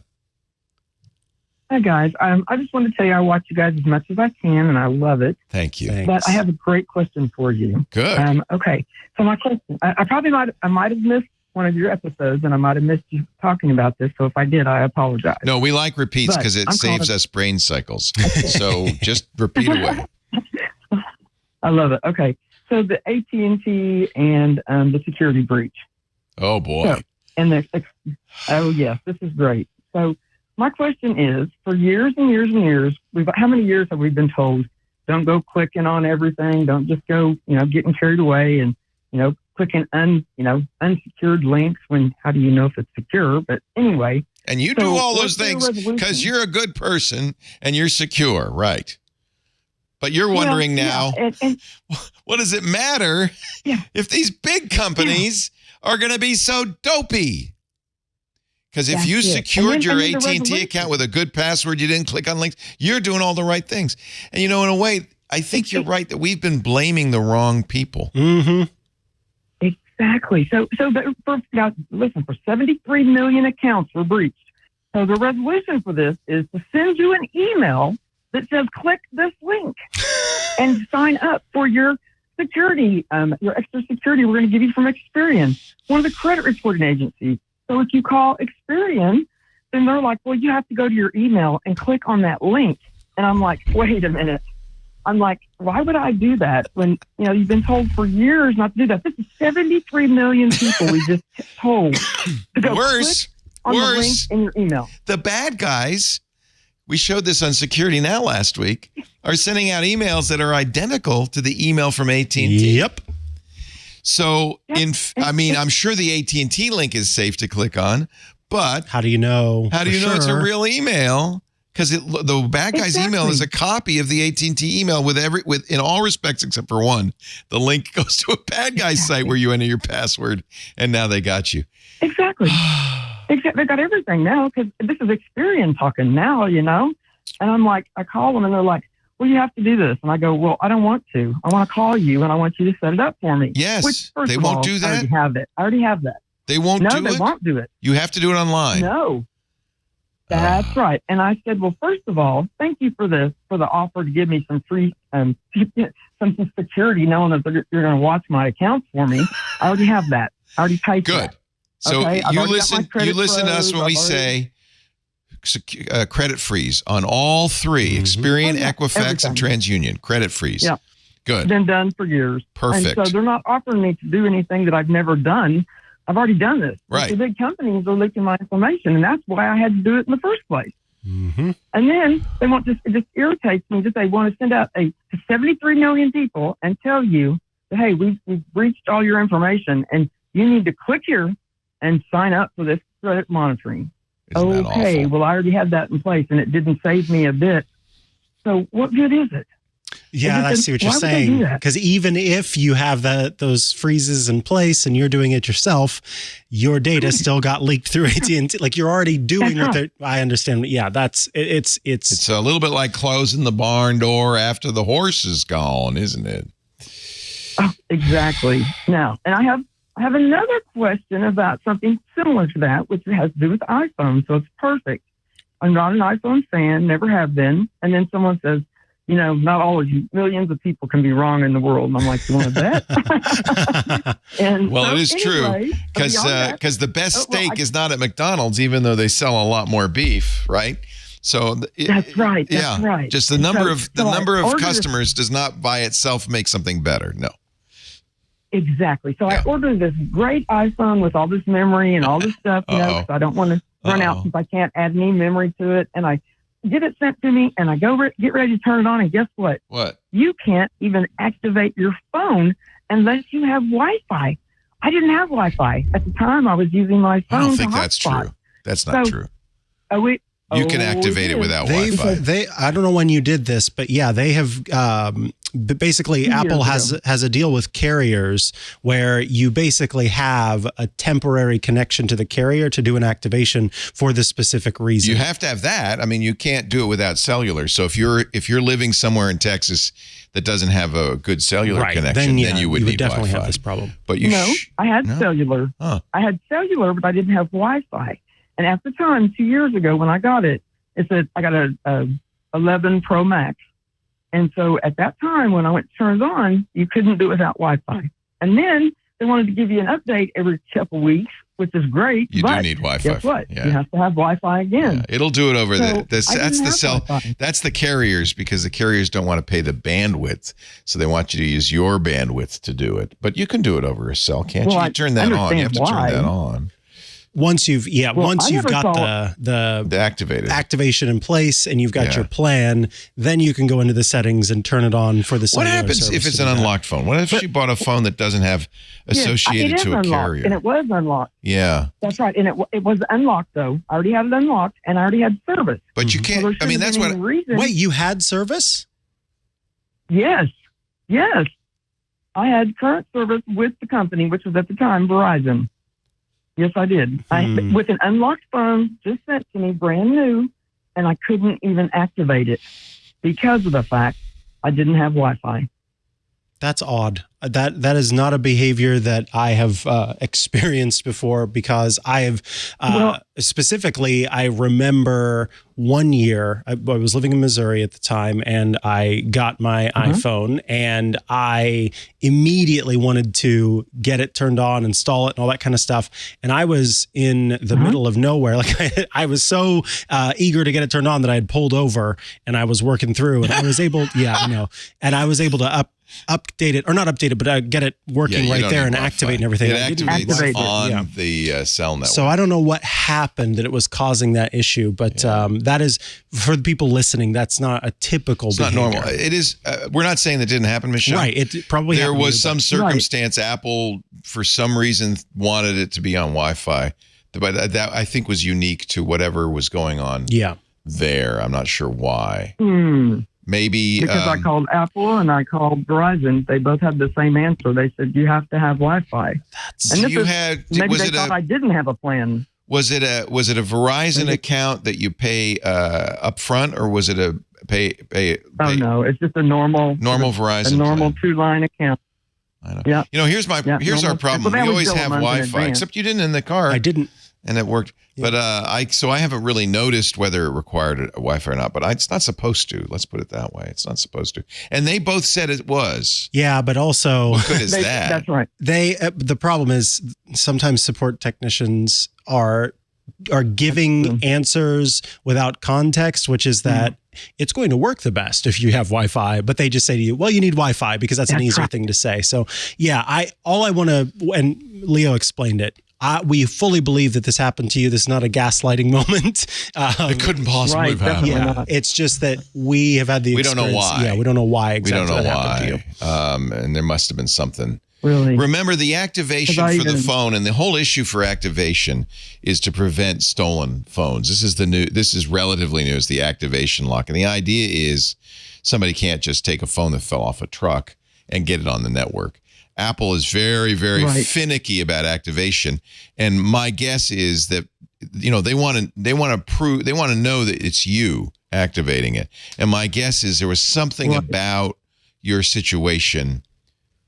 I don't know. That doesn't, that they, for some reason, they told me that I had to have my own Wi-Fi because I had to get it activated through Wi-Fi. And I said, I don't use Wi-Fi at home. I don't have a home. Yeah, not everybody has Wi-Fi. Exactly. And that's part You're of the second caller today who doesn't have Wi-Fi. So I don't think that And I do. Well, I have it now. It doesn't. I had to get it because I was tired of hotspotting. Yeah. But, I wonder if it needed Wi-Fi for. So here's one scenario that maybe Scooter X is suggesting. If it's a brand new phone, before you can activate it, do you have to do an update to the phone? And if that's the case, they may not, because you hadn't yet activated on the network. There was a new iPhone a few years ago, I remember, where the cellular system did need an update. So it could have been specific to that model of phone. Before you could do anything, you had to somehow get online and update the OS, cellular. Actually updated the cellular settings. Yeah. And then you could go ahead and everything would work. So it's got to be some weird scenario like that where, yeah. Go ahead. I'm sorry. No. I didn't mean to interrupt you. Go ahead. No, please. I think it had something to do with the fact that most people activate their phones standing right there at Verizon or AT&T or whoever. That's right. They're standing right there. And a lot of people don't even know that no matter what, they're going to give you a Google account so they can turn it on anyway. They don't even, they make them for you, especially with Apple. They just make that for you. This is one of my peeves with Apple. I don't want them to think for me. I want to think. Michelle, unfortunately, we have to live in this highly imperfect world where these big companies like AT&T, Verizon, and Apple all are colluding to get you into the giant maw of consumerism and late stage capitalism. And anybody who doesn't want to be eaten is out of luck. Yeah. And you're and then just we're going to breach your information. Yeah, you're just pointing out. Then we're going to breach your information. This is the frustration, and this is why Cory Doctorow coined the term shitification, and why we talk about late stage capitalism, and why early in the show I was complaining about Google is that unfortunately these companies have gotten to the point they've gone through the stage, which we all enjoyed, where they were giving stuff away right and left because they wanted to build a giant customer base. They're there. They got the giant customer base. Now they're up to one thing and one thing only. That's squeezing us for as much profit as they can get because they've got us. They locked us in. We can't go anywhere else. It's an opportunity, I think, for somebody to come along and do something better. The problem is, unless you have billions of dollars of capitalization, you can't design an iPhone. You can't build a cellular network. You can't be AT&T. AT&T is the only AT&T. And we're out of luck. We live in a world now where these behemoths control everything. I don't know how you feel about government. It's another behemoth. But right now, it's the only thing that can solve this is government regulation, breaking them up, antitrust action, that kind of thing. And I know a lot of people say, well, that's just going from the fire into the frying pan into the fire. That's not an improvement. Government is also the giant maw. So I don't know what you do except move out into the country. I hope you live somewhere beautiful in Texas. And I do. And have right on the water. There you go. Now you're set. And just look out the beautiful countryside and say, this will always be here. Yes. Whatever. This too shall pass, but the beautiful Gulf will always be there. God willing, and the creek don't rise. That's right. True. Hey, Michelle, pleasure talking to you. True. I'm sorry to be Thank you so much for your input. bearer of bad tidings. Enjoy your life Yeah. With the Death Star. Yes, you too. I'll keep listening to you. All right, Michelle. Thank you. Thank you for your support. She went from AT&T to Verizon, right? Actually, she's not an AT&T customer. This is the irony of it. It's only 7.4 million current AT&T customers. It's 65 million former AT&T customers, of which I am one. Yeah, I just got one too from somebody else, and I thought, great, love that. I wish I could remember who it was now. I don't want to be the grim reaper here. I want to be optimistic. You know, when we started doing this 20 years ago, it was exciting. It looked like the world was going to be a better place. That, you know, this was a chance to innovate and create. And I want to be there again. That's one of the reasons I'm excited about AI. Although I have to say AI is going in the same direction, even faster. So I don't know what the answer is. Just enjoy your friends what you and have family. while you have it. The beautiful countryside, as long as you've got it. May the 4th be with you. And happy Cinco de Mayo. Our show today brought to you by. I don't know what you do. Happy Choco Taco Day. Enjoy your Choco Taco and shut up. I knew you were going to say that. So I was going to say that. That's why God gave us capitalism. So if there's no Choco Taco available from one company, another one can steal make it. Happen. Our show today. Now I want a Choco Taco. I don't think I've ever had a Choco Taco. I remember having Choco Tacos. See, the irony is, how can you, like, I don't miss the McRib either because I never had one. You never had one, yeah. And I don't think I ever want to have one. The problem with Choco Taco, let me tell you about the problem with Choco Taco, and then we'll take our little break. At least the one from where were they from? Was it Dairy Queen? Yeah, wherever Choco. You buy them in the grocery store. Oh, that's right. They always, the taco shell always was stale.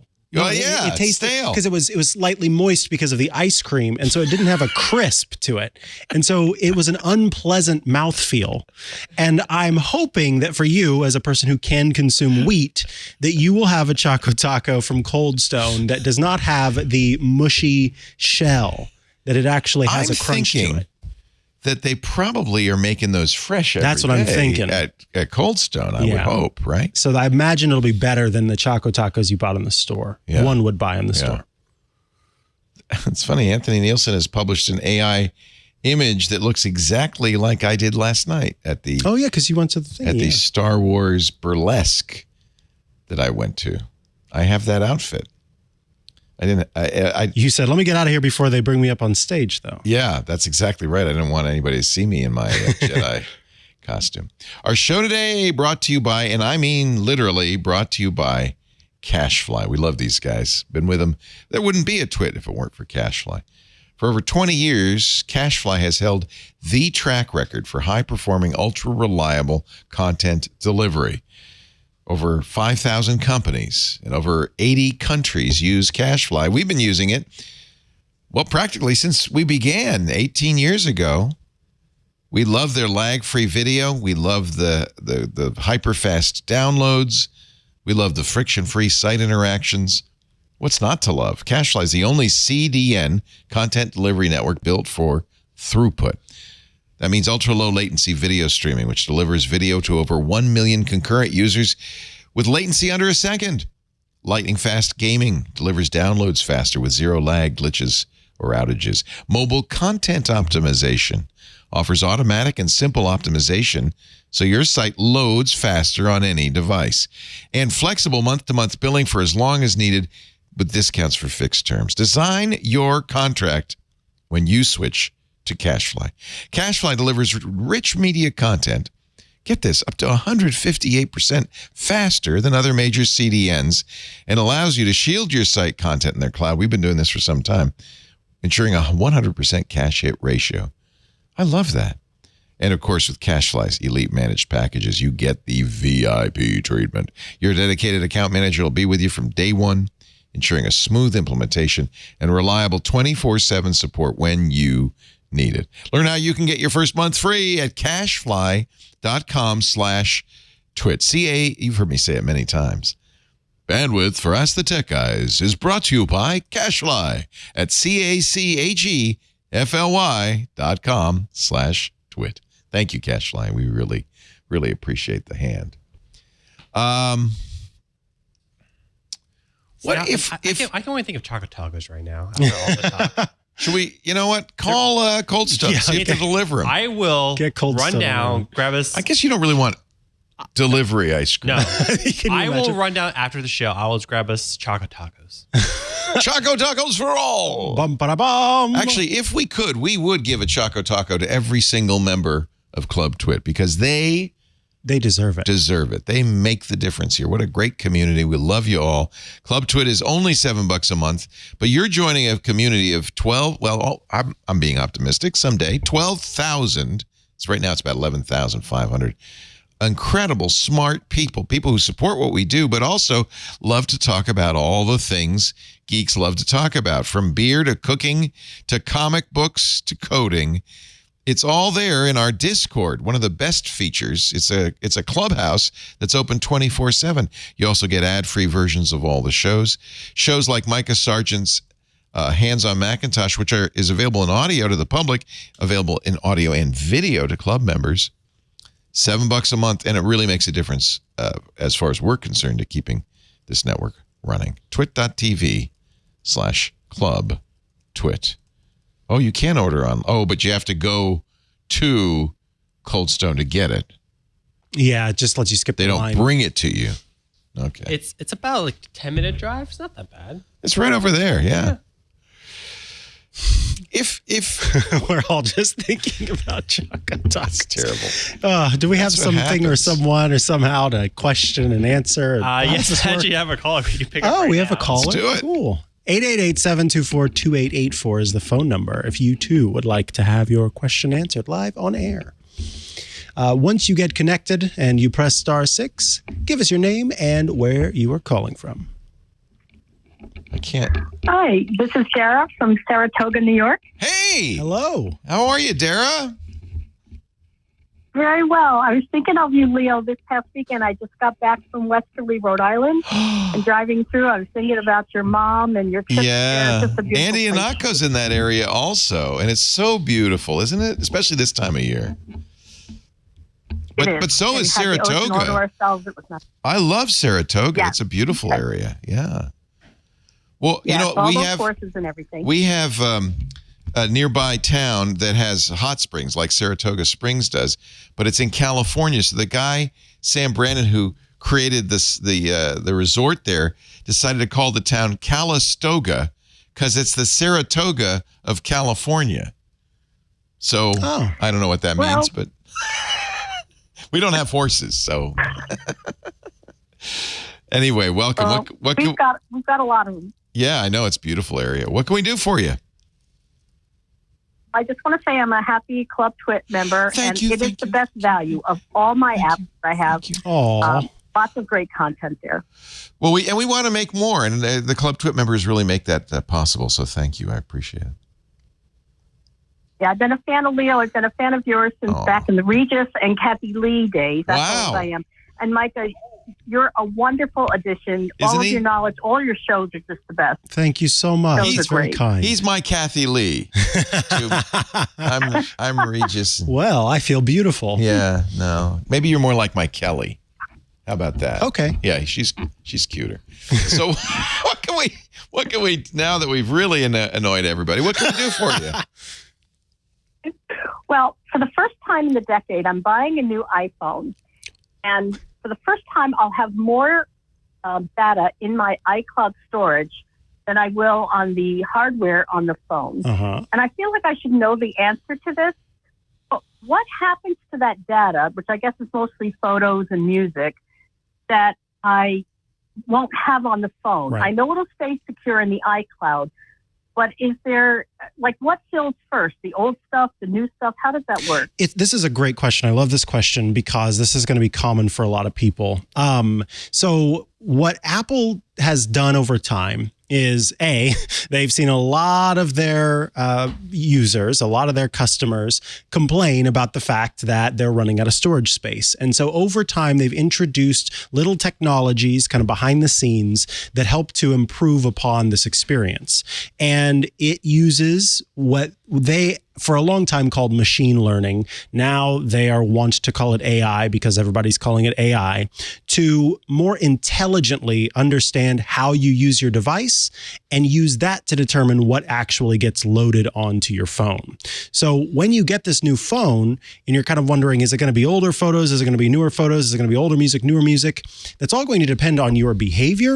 But when you first get your new phone, what it's going to do is kind of set things to a default, particularly with your photos and videos. It's going to make available locally on your device smaller, and I don't mean that in physical size, but in storage space size, smaller versions of the photos and videos that you have that are stored in their original form on your cloud. And then as you go through and take photos to add to that, those photos are going to start out as full size and they'll be local on your device. The videos will be as well. And depending on how often you go back and look at them, or if you are editing them, then the full version will be downloaded. Your older photos are going to remain off of your device with just smaller versions of those photos stored locally. But if at any point you go back and you scroll through and you look at a photo and you hit the edit button, then it's going to download the full version. But also, if you do something like you commonly go back and look at photos from a year ago, and that's something that you regularly do, the system can become aware of that and will make it so that those are going to be more available to you. The same thing applies to your music.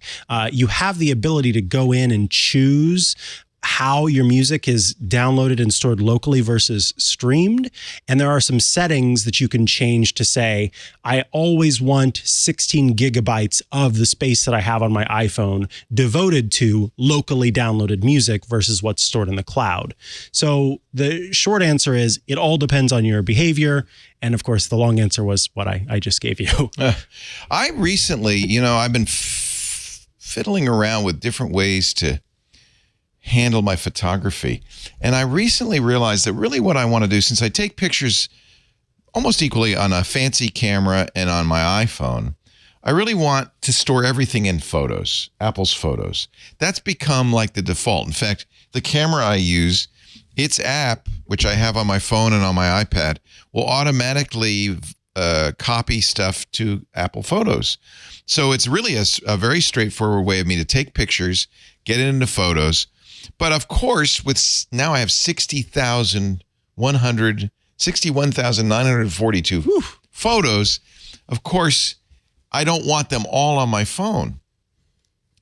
But I do want the ability to kind of look at them and review them without having them take up all that space. So this is a perfect solution to me. I import them into Photos. On devices where I have enough storage, I can keep the originals. I know that iCloud will.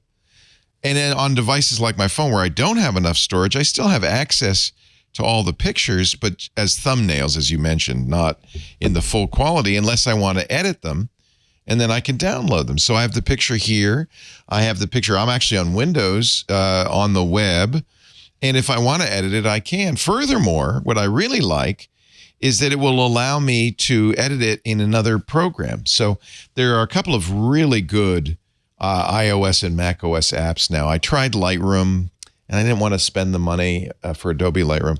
So I'm using something called Darkroom, which I really like on the Mac and iOS. It does everything I want. It integrates beautifully with Apple's Photos. So I have kind of the best of both worlds. I have all the only negative is you have to pay for enough storage in iCloud, right? But iCloud's not super expensive. It's comparable to everybody else. So I have everything in iCloud, all the originals. I don't have to ever worry. And by the way, my originals on this camera are 60 megapixels, 60 megabytes. They're giant, but it saves them all. So I have that. I never lose anything. I have, copies on my computer at home, which has enough storage of the originals there as well. So now I have a backup and online, and I can edit it anywhere. I can share it anywhere. It really is a nice compromise. And I think it's a similar thing, as you said, with music. I can have all my music, have it all available without keeping it all on my phone. So the only drawback is you got to pay for iCloud. Now I have an Apple One subscription, which gives me 2 terabytes. That's probably enough. Yeah. And I like the other benefits of the Apple One subscription. But if you don't mind paying for enough storage in iCloud, I think it's a perfect solution. And it's easy, and you've got backup. And if you need it, you can get it because the originals are always available, streaming both music and photos. Very little fiddling that you have to do versus using a third party where it's got a little bit more fiddling. And this is why Apple's in trouble. Yeah. And why Apple users love it, because the ecosystem does lock you in, but it is as seamless as can be. And I finally, May 7th, the new iPads are coming out. That's this Tuesday. You and I are going to get up at 7 a.m. Eastern or Pacific time to watch the video release. But I'm very interested because I think the iPad, especially with its new screen and the AI built in, might be the perfect photo processing solution. Instead of bringing a laptop, just bring that iPad, automatically copy everything from my camera into the iPad, have it stored in the cloud even as I'm traveling, edit it in the iPad with a great screen so I really see what I'm using. I can use the pencil and use my hand. They're going to announce a new pencil too, which might even have some nice new features. I feel like that is a photographer's dream. Yeah. So in a way, what I would say is you've got a really good situation as long as you're willing to pay for the storage. Did that answer your question? I know we very much for. Absolutely. It was great information. I just cannot handle buying a terabyte or 2 terabytes when all I'm doing is holding data. So perfect answer. Thanks so much, everybody. You're welcome. We appreciate it. Thank you. So here's the pricing on iCloud in North America. So 2 terabytes is $11 a month. That's in the Bahamas. There we go. 2 terabytes is $10 a month in the United States. That's more than enough, by the way. You probably, depending on how many pictures. See, I take a lot of pictures, but for $3 a month, you can get 200 gigabytes. And then there's the Apple One subscription, which is, what is it now, 30? I think it's $30 a month, and you get a whole bunch of other stuff with it. You get 2 terabytes, you get all this other stuff. And you can share that with family, too, which I do. That's what I do as well. I would even be willing to pay for $30 a month for 6 terabytes. That's probably more storage than anybody would ever need. Yeah. And so I think it's a really nice solution. Now, it doesn't help you if you're a Windows user or an Android user.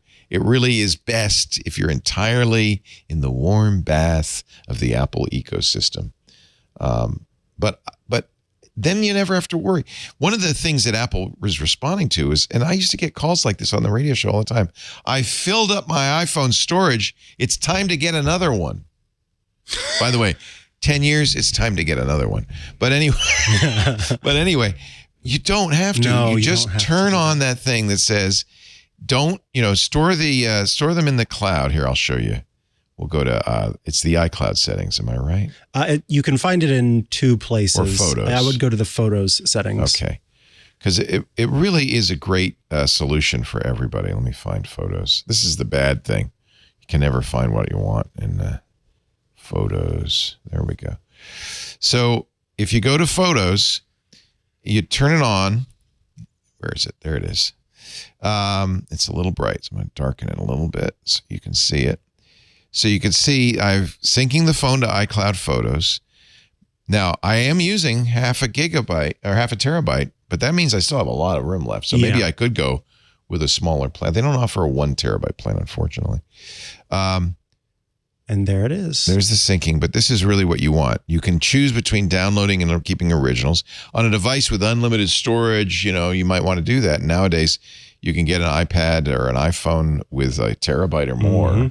Maybe you'd want to keep the originals. Keep the originals on one. That's what I was going to say. If you've got one device that has enough space, that's what really I recommend matters, right? Is having the originals on that one. And then I have Optimize, which means it will only store kind of screen-sized copies, which are pretty small, low-res copies on the iPhone, unless I want to edit it.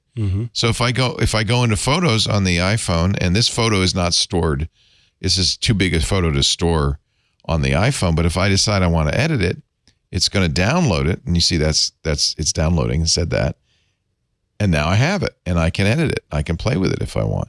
So I have, in effect, the full copy here, even though it doesn't take up that much space until I really want the full copy. This is a raw photo, by the way. So this is every bit of no compression, not losing any quality as you do with Google Photos. This is perfect. This is just what I want.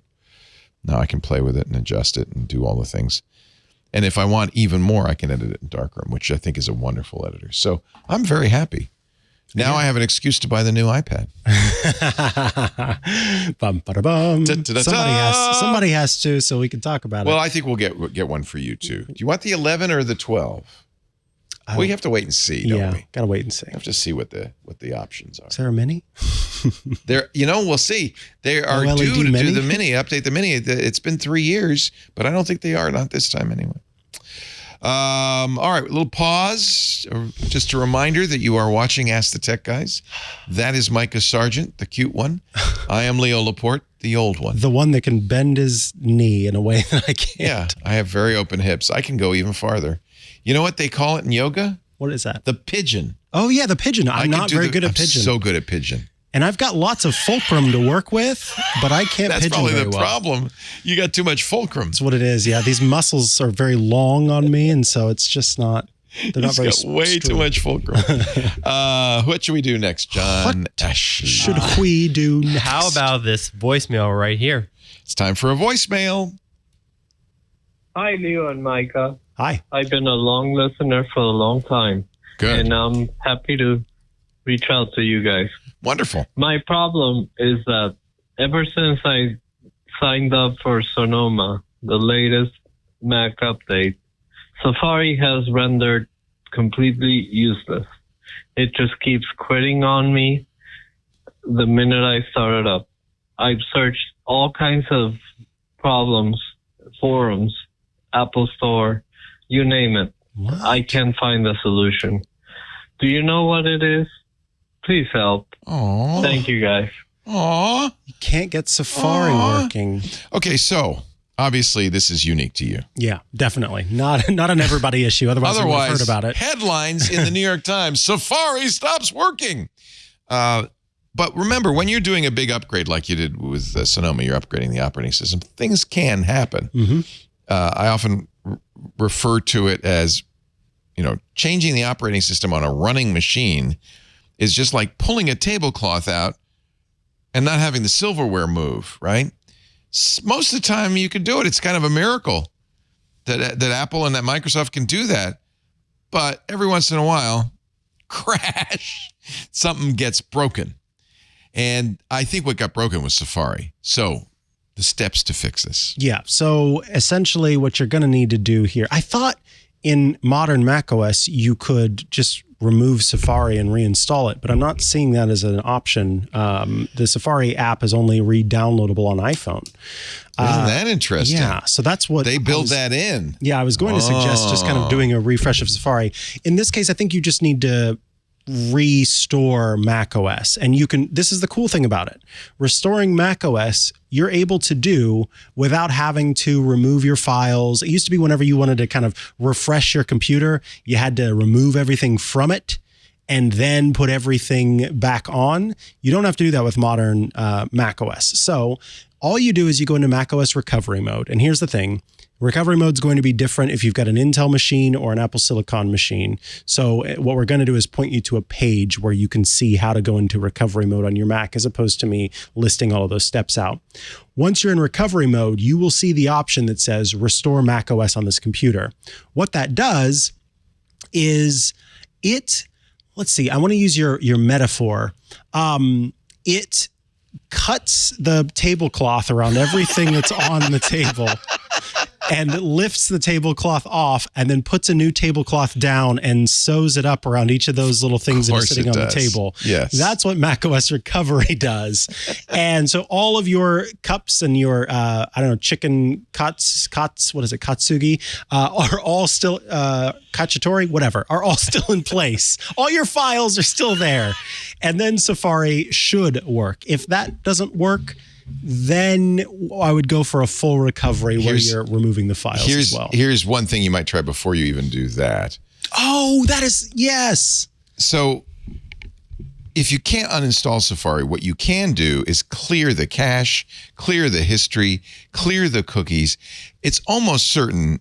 The problem with reinstalling the operating system is it's going to respect your existing data. And it seems to me that it's almost certain that your existing data is causing the problem. So what you really want to do is clear all of its memory, reset your Safari. So you want to remove installed extensions. Mm-hmm. You want to delete your browsing history. You want to get rid of your cookies. You might want to, at some point, forget your saved login names and passwords. And you want to get rid of autofill data. Now, unfortunately, Apple removed this one-click button, okay? It would be nice if you could do that all in one click. You have to go through them individually. So I'm going to put this is a MacPaw makes a really good tool that would also do this, but I don't want you to have to go out and buy something. But there is something called Clean My Mac that MacPaw makes. By the way, Hands on Mac has a great episode. You love about it, right? Yeah. Yeah. That's one of the things it would do, but you can do it manually. Mm-hmm. MacPaw has the article. You clear the history. You have to do this one by one, clear the cache. Actually, the first thing I would do is clear the cache. I don't know. This is the problem, though. I don't know that you're going to be able to clear the cache if you can't launch Safari in the first place. Oh, you can't even get it running. Yeah. Every time it tries to launch Safari, it won't launch. Well, that's why you might want a third-party utility, or you go, this is a little, I can't show it because I'm unfortunately on a Windows machine. Yeah. But you're going to go into your library. There are two places you have libraries. There's a local library under your name. So for me, it's Leo on my home directory. And then there's a system library under system. Both of them will have, if they don't have a Safari folder, they will have a Safari folder in the application support folder. Mm-hmm. And you can delete that. And that's where everything is stored. So you could just delete that, empty the trash, and try it. And Safari may indeed launch. It's in effect resetting everything. You did a thing called Clean My Mac. Is good, actually. Yeah. It is. There are some tools we don't recommend. That one is a good one. And that's kind of why I had that episode, because there are folks who will go, oh, these all-in-one tools are crummy. And it's true. There are many that are. But Clean My Mac 10, or they call it Clean My Mac X, is genuinely a good tool that does. This will do all of that. Yeah. The plugins, that's the first thing that gets loaded. Yeah. I think you can hold down the shift key. You can delete plugins without ever going in. That's just a folder in your library. Yeah, if you go into the applications folder and you right-click on Safari, you can choose Open Package, I think is what it's called. Let me see. I'll do it real quick. So you right-click on Safari in your applications menu and you choose Show Package Contents. Oh. And then you can get into those resources like you were talking about and the other parts of it. So you could try removing some of the stuff there. This is another way to do it without launching Safari. And if you're comfortable with terminal, some terminal there are a bunch of terminal commands. But I think really this is why you want this good, really nice article from MacPaw, in which they only give one little plug for Clean My Mac, but you can do it all by hand. How to reset Safari on a MacBook. And this is fairly new. This just came out a couple of weeks ago. So I'm going to send this. That's, by the way, one of the problems I've been finding lately with Apple solutions is there's some from 2015. Yeah. And they don't have anything to do with Intel, with Apple Silicon Mac or Sonoma. They have to do with something, ancient, relatively speaking. So this is a recent article from MacPaw, and we'll put that in the show notes. Okay. Thank you, John Ashley.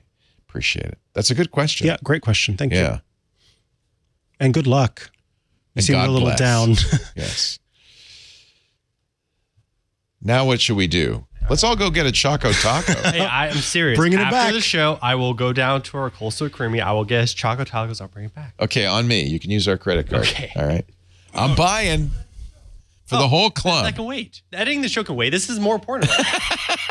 He said you have to edit the show. Jammer B says, wait a minute, John Ashley. You can't leave here. You've got a show to edit.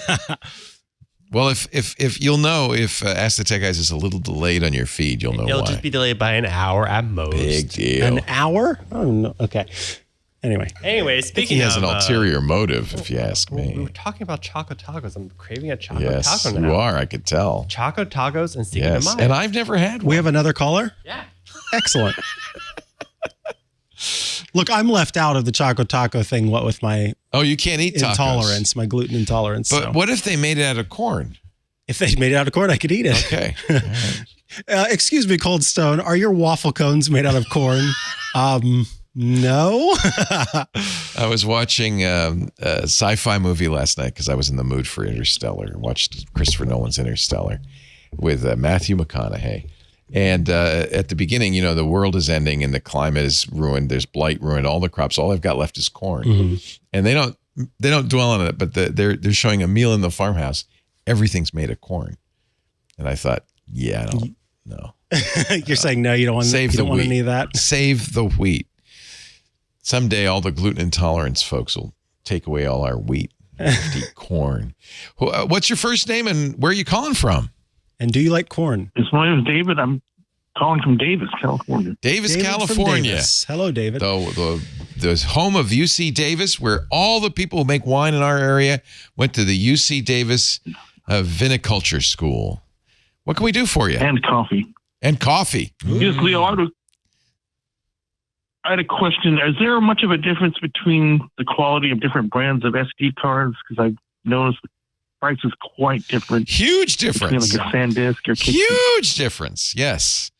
And in fact, for a while, there were, even on Amazon, a spate of counterfeit SanDisk and other cards. And it turns out they weren't really counterfeit, but the factory would, when it shut down at night for the day, they'd go back in and they make really cruddy ones and they slapped a label on it. It's really a problem, actually. So much so that our own... Yeah, I think I got one of them. Yeah, you might well have. Our own Steve Gibson has written a little program which would work on SD cards as well as on USB sticks called ValiDrive. He noticed that a lot of the USB sticks that he was buying on Amazon and from reputable sellers apparently were in fact mislabeled. They would say 2 terabytes and there'd be 128 kilobytes and so forth. So he has written a program called ValiDrive that will spot check any USB connected mass storage drive. I think it would still work on SD cards to make sure you actually got everything you wanted. So that's problem number one, is that, there's a SanDisk Extreme. That's problem number one. Notice it looks like a SanDisk Extreme, but there's no word SanDisk on it. That's because it's counterfeit. And Amazon sells them. These are all stuff he bought on Amazon, 12 inexpensive 1 and 2 terabyte thumb drives, all of which were fraudulent. Boo. But you can test it with ValiDrive. Now, I will tell you what kind I buy, because I do buy, let me just see what's in the camera today. I'm pretty sure it is SanDisk. There are a couple of well-known brands that photographers really like. Let me see what this one is here off the top of my head. I'm pretty sure it's SanDisk. I happen to like SanDisk. Oh, this is Lexar. And actually, he's even better. Huh. So Lexar is one of the brand names I trust. The problem really is, though, this is a 256 gigabyte card. That would maybe hold thousands of images. Mm-hmm. And if the card then is bad, and all of these cards die eventually, but if I think I've got 1,000 images on here, I stick it in my computer and it's bad, that's going to make you cry. That's going to make you cry. So is this for your camera? No, it's to store MP3s. MP3. So that's less of a cause for crying, because you presumably have a copy of it somewhere. But still, I would say get legit SanDisk or Lexar. I think they're good. I think they're fine.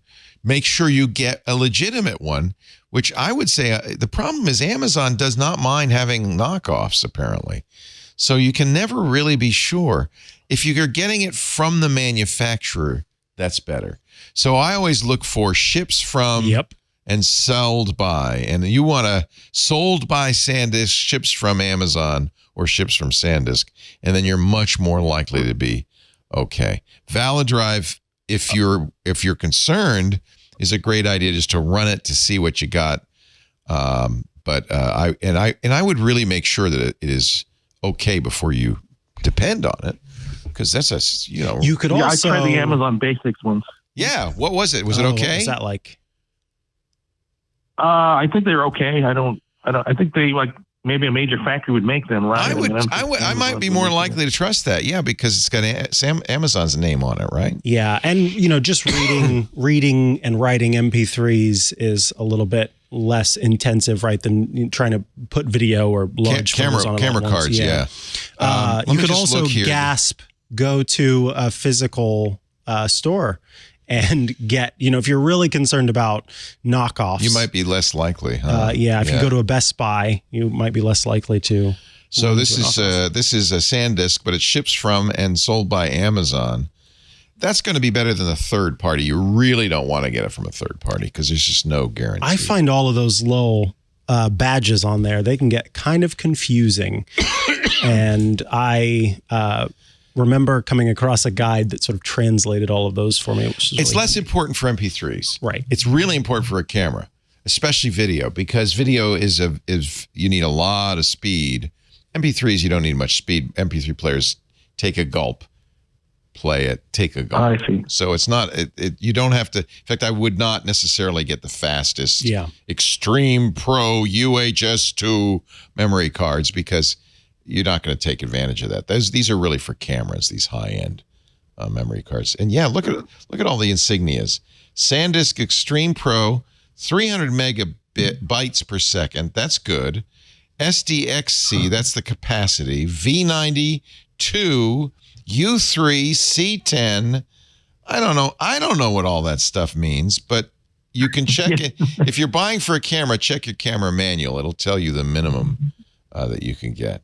Oh, isn't that nice? Microsoft is telling me that I could get a deal. That one that's only I shouldn't say only, but that is 256 gigabytes. For $200. $200. This is probably a very high-end flash memory card.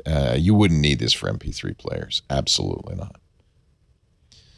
So that's the other thing. If you spend $200, you want to make sure it's worth $200. Exactly. That is a lot of money to spend on something, and you can get much cheaper ones than that. And I think you wouldn't need anything fancier for an MP3 player. Yes. Okay. All right. SanDisk actually makes MP3 players because they know it uses memory. Yeah. It's a good way for them to stay in the business. So they make actually very cheap MP3 players. I have quite a few of these, like the SanDisk Clip, that are fairly inexpensive.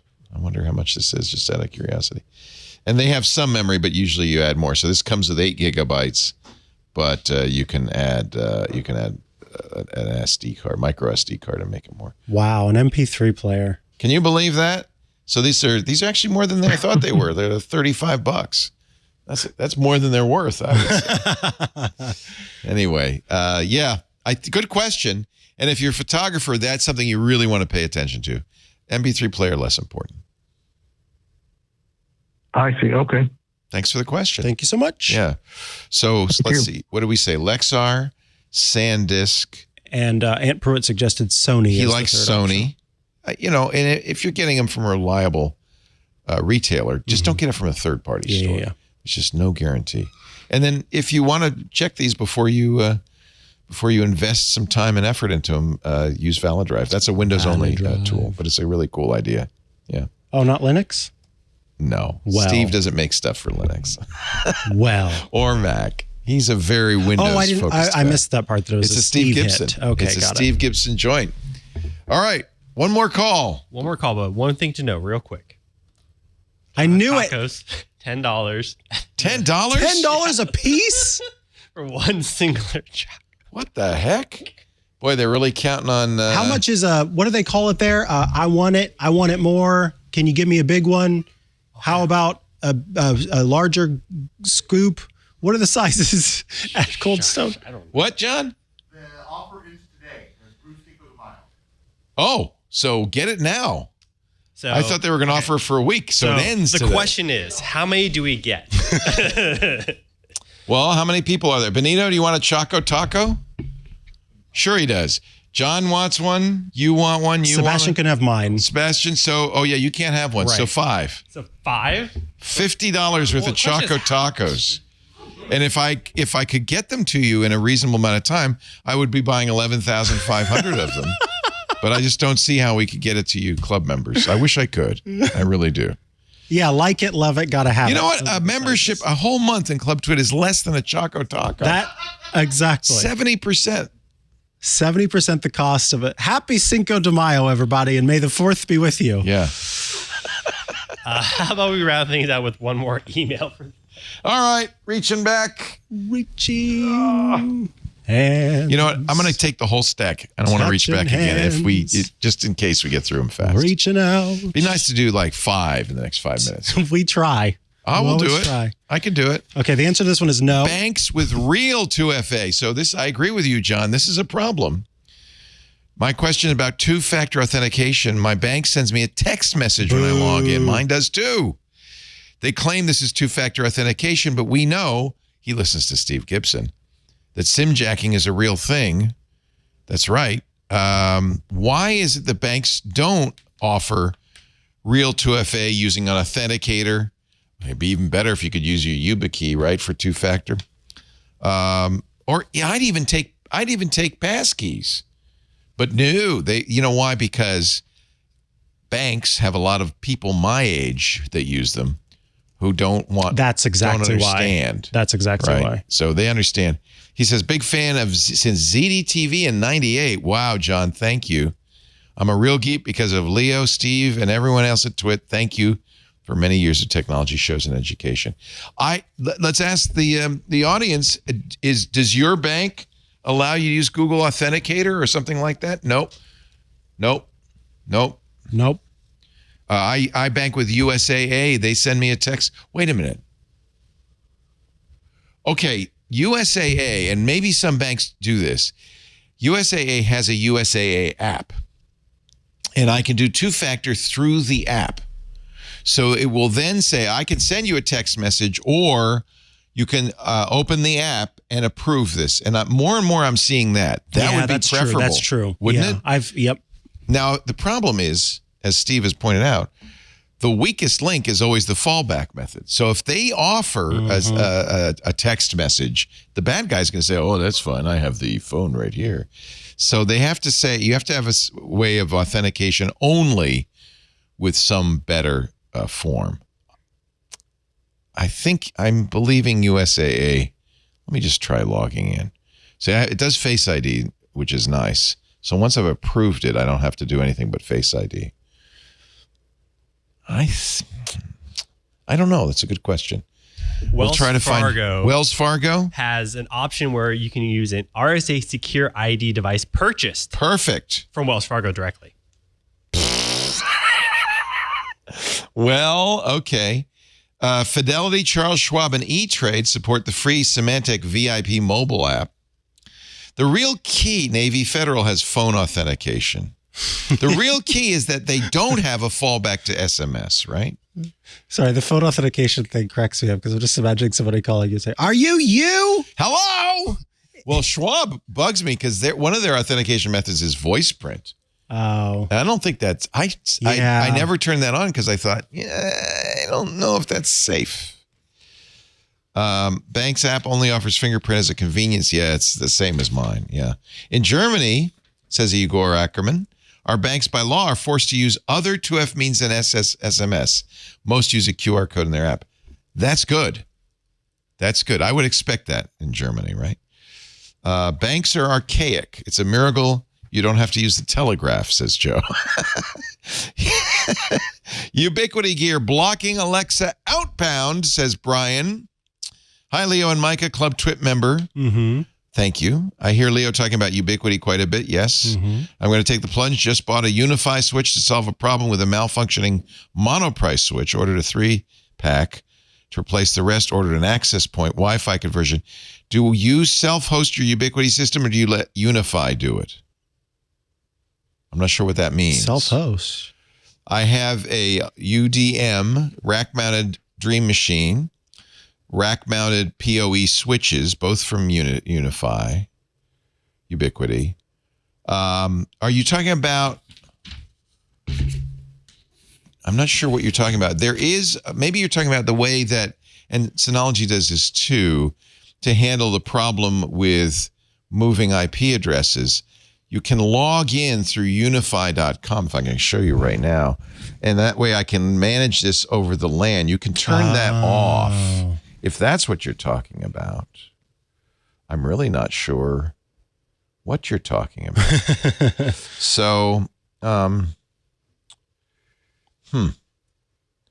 don't know. I do not self-host. Do you self-own? You can let's put it this way. You can turn that off.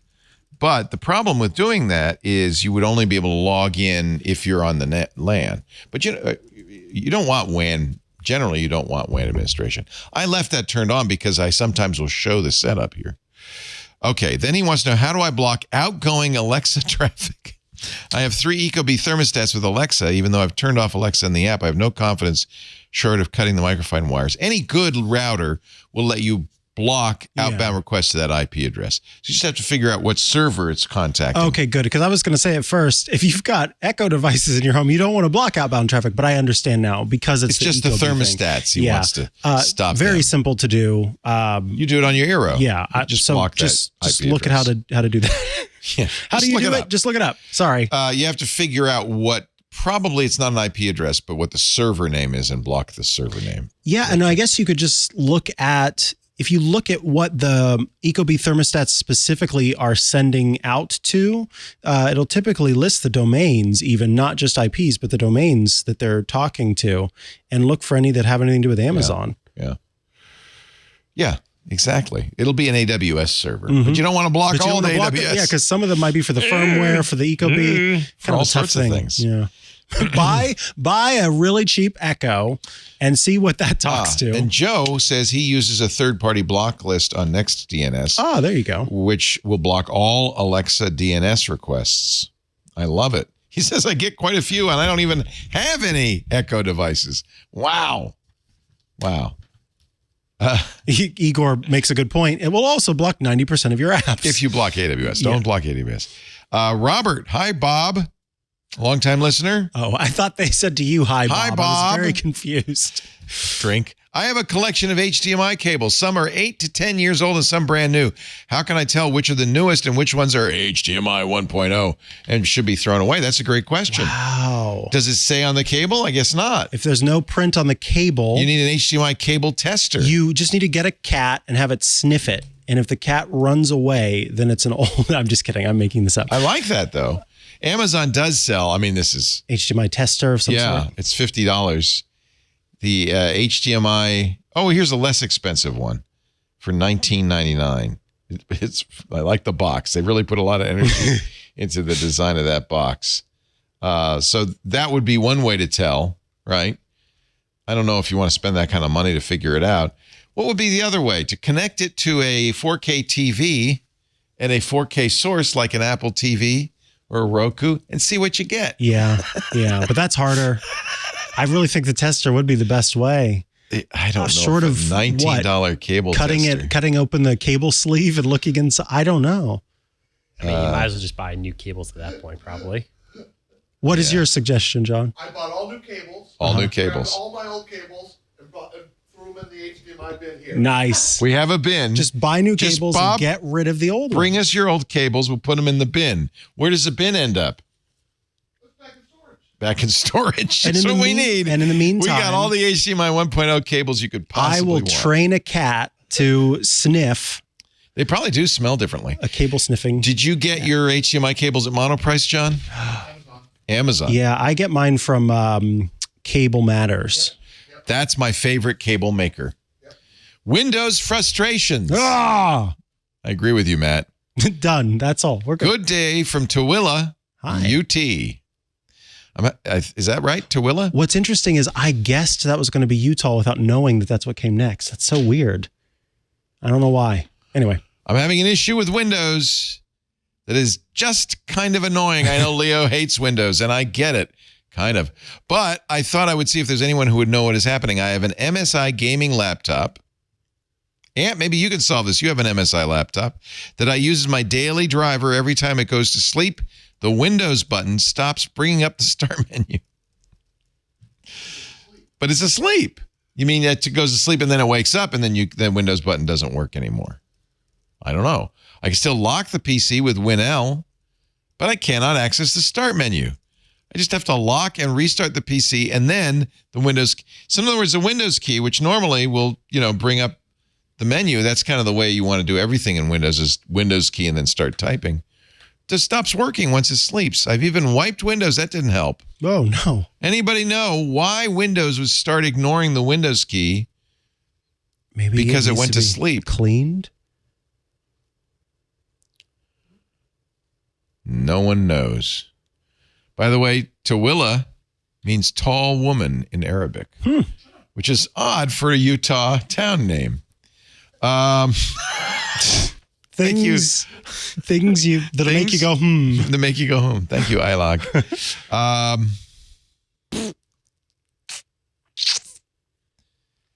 Sleep. So my general answer to all sleep questions is this. The computer is groggy. It just woke up. I don't know what's going on yet. I need my warm blanket. I don't know what the answer is to this. That's bizarre. The key, it sounds like it's not loading the key map, and yet Windows L works. If you throw some ice water, which means it can see the Windows key. Yeah, that's very odd. Honestly, I don't know. It is really weird. By the way, I just locked my computer. So, but we did verify that it works. Golly. I'm. Okay, I see it from a forum. Start menu might be disabled. The start menu might be disabled. Yeah, you certainly can disable the start menu, but he says it works sometimes and not all the time. Intermittent. It's intermittent. I would look at your settings, I guess. I don't know. I hate ending with something we can't answer. Let's do another one. One more. Let's do it. I don't like doing that. It must have been a printer question. Encrypting a USB drive from Matt. Love the show. I was recently trying to encrypt a USB drive using BitLocker by right-clicking the drive. Noticed the feature was not present. I've used it before, but it had been there for a while. After some digging, I found out they removed this from home versions. Yeah, BitLocker, you want to have the pro version. Yeah, you didn't want to pay the $99. I figured then I'd zip the files of the drive and encrypt the zip file. That works fine. And I discovered this feature, too, was removed from home users.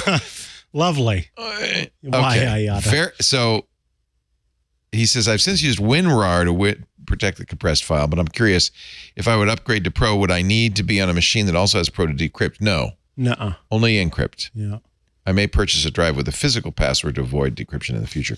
Or look at a program like VeraCrypt, which will work. And if you download WinZip, it has actually a pretty good encryption. It used to be not so reliable, but it has a pretty good encryption program. And yes, you could use that. So I think you should not give Microsoft your money. Just for that. I think there are plenty of free third-party programs like VeraCrypt that will do that and do it very well. Mm-hmm. Good answer. Found one we could finally answer. I hope that person who had the question about the HDMI cables gets back to us about using HDMI cable testers, because now I just kind of want one. Yeah. But I want to know what works first. Yeah. VeraCrypt is Joe saying TrueCrypt. Yeah, unfortunately, TrueCrypt is gone. VeraCrypt is its spiritual successor. VeraCrypt, free and open source. That also does full disk encryption, and it's very strong encryption. Hey. Yes. Hey. It's for horses. We have finished this gleeful episode of Ask the Tech Guys. Started Dystopian, but we've moved into moved to Choco Tacos. Thanks to Choco Tacos, we're happy again. I hope that's not $10 or something. Talk about enshittification. $10 for a Choco Taco. They're big Choco Tacos. It's practically a Choco burrito. We do this show every Sunday right around 11 p.m. Pacific time. That would be, let's just do the top of the arc. I can't, the minutes confuse me. 2 p.m. Eastern time, 1800 UTC. You can watch it live on YouTube. As soon as the show starts, we go live on YouTube, youtube.com/twit. If you're a club member, of course, you can always watch. We're on all the time in the club. We're chatting. We're doing all that stuff. So join the club. It's worth it. After the fact, on-demand versions of the show available to all at techguylabs.com. You can also see the show notes there with links that we've mentioned during the show. There's also a YouTube channel dedicated to Ask the Tech Guys. And, of course, the best way to get the show would be to go down to your local Choco Taco dealer. No, would be to subscribe in your favorite podcast client. Thank you so much for joining us today. That's Micah Sargent. I am indeed, and that is Leo Laporte. And we wish you a wonderful Geek Week. Bye-bye. Bye-bye.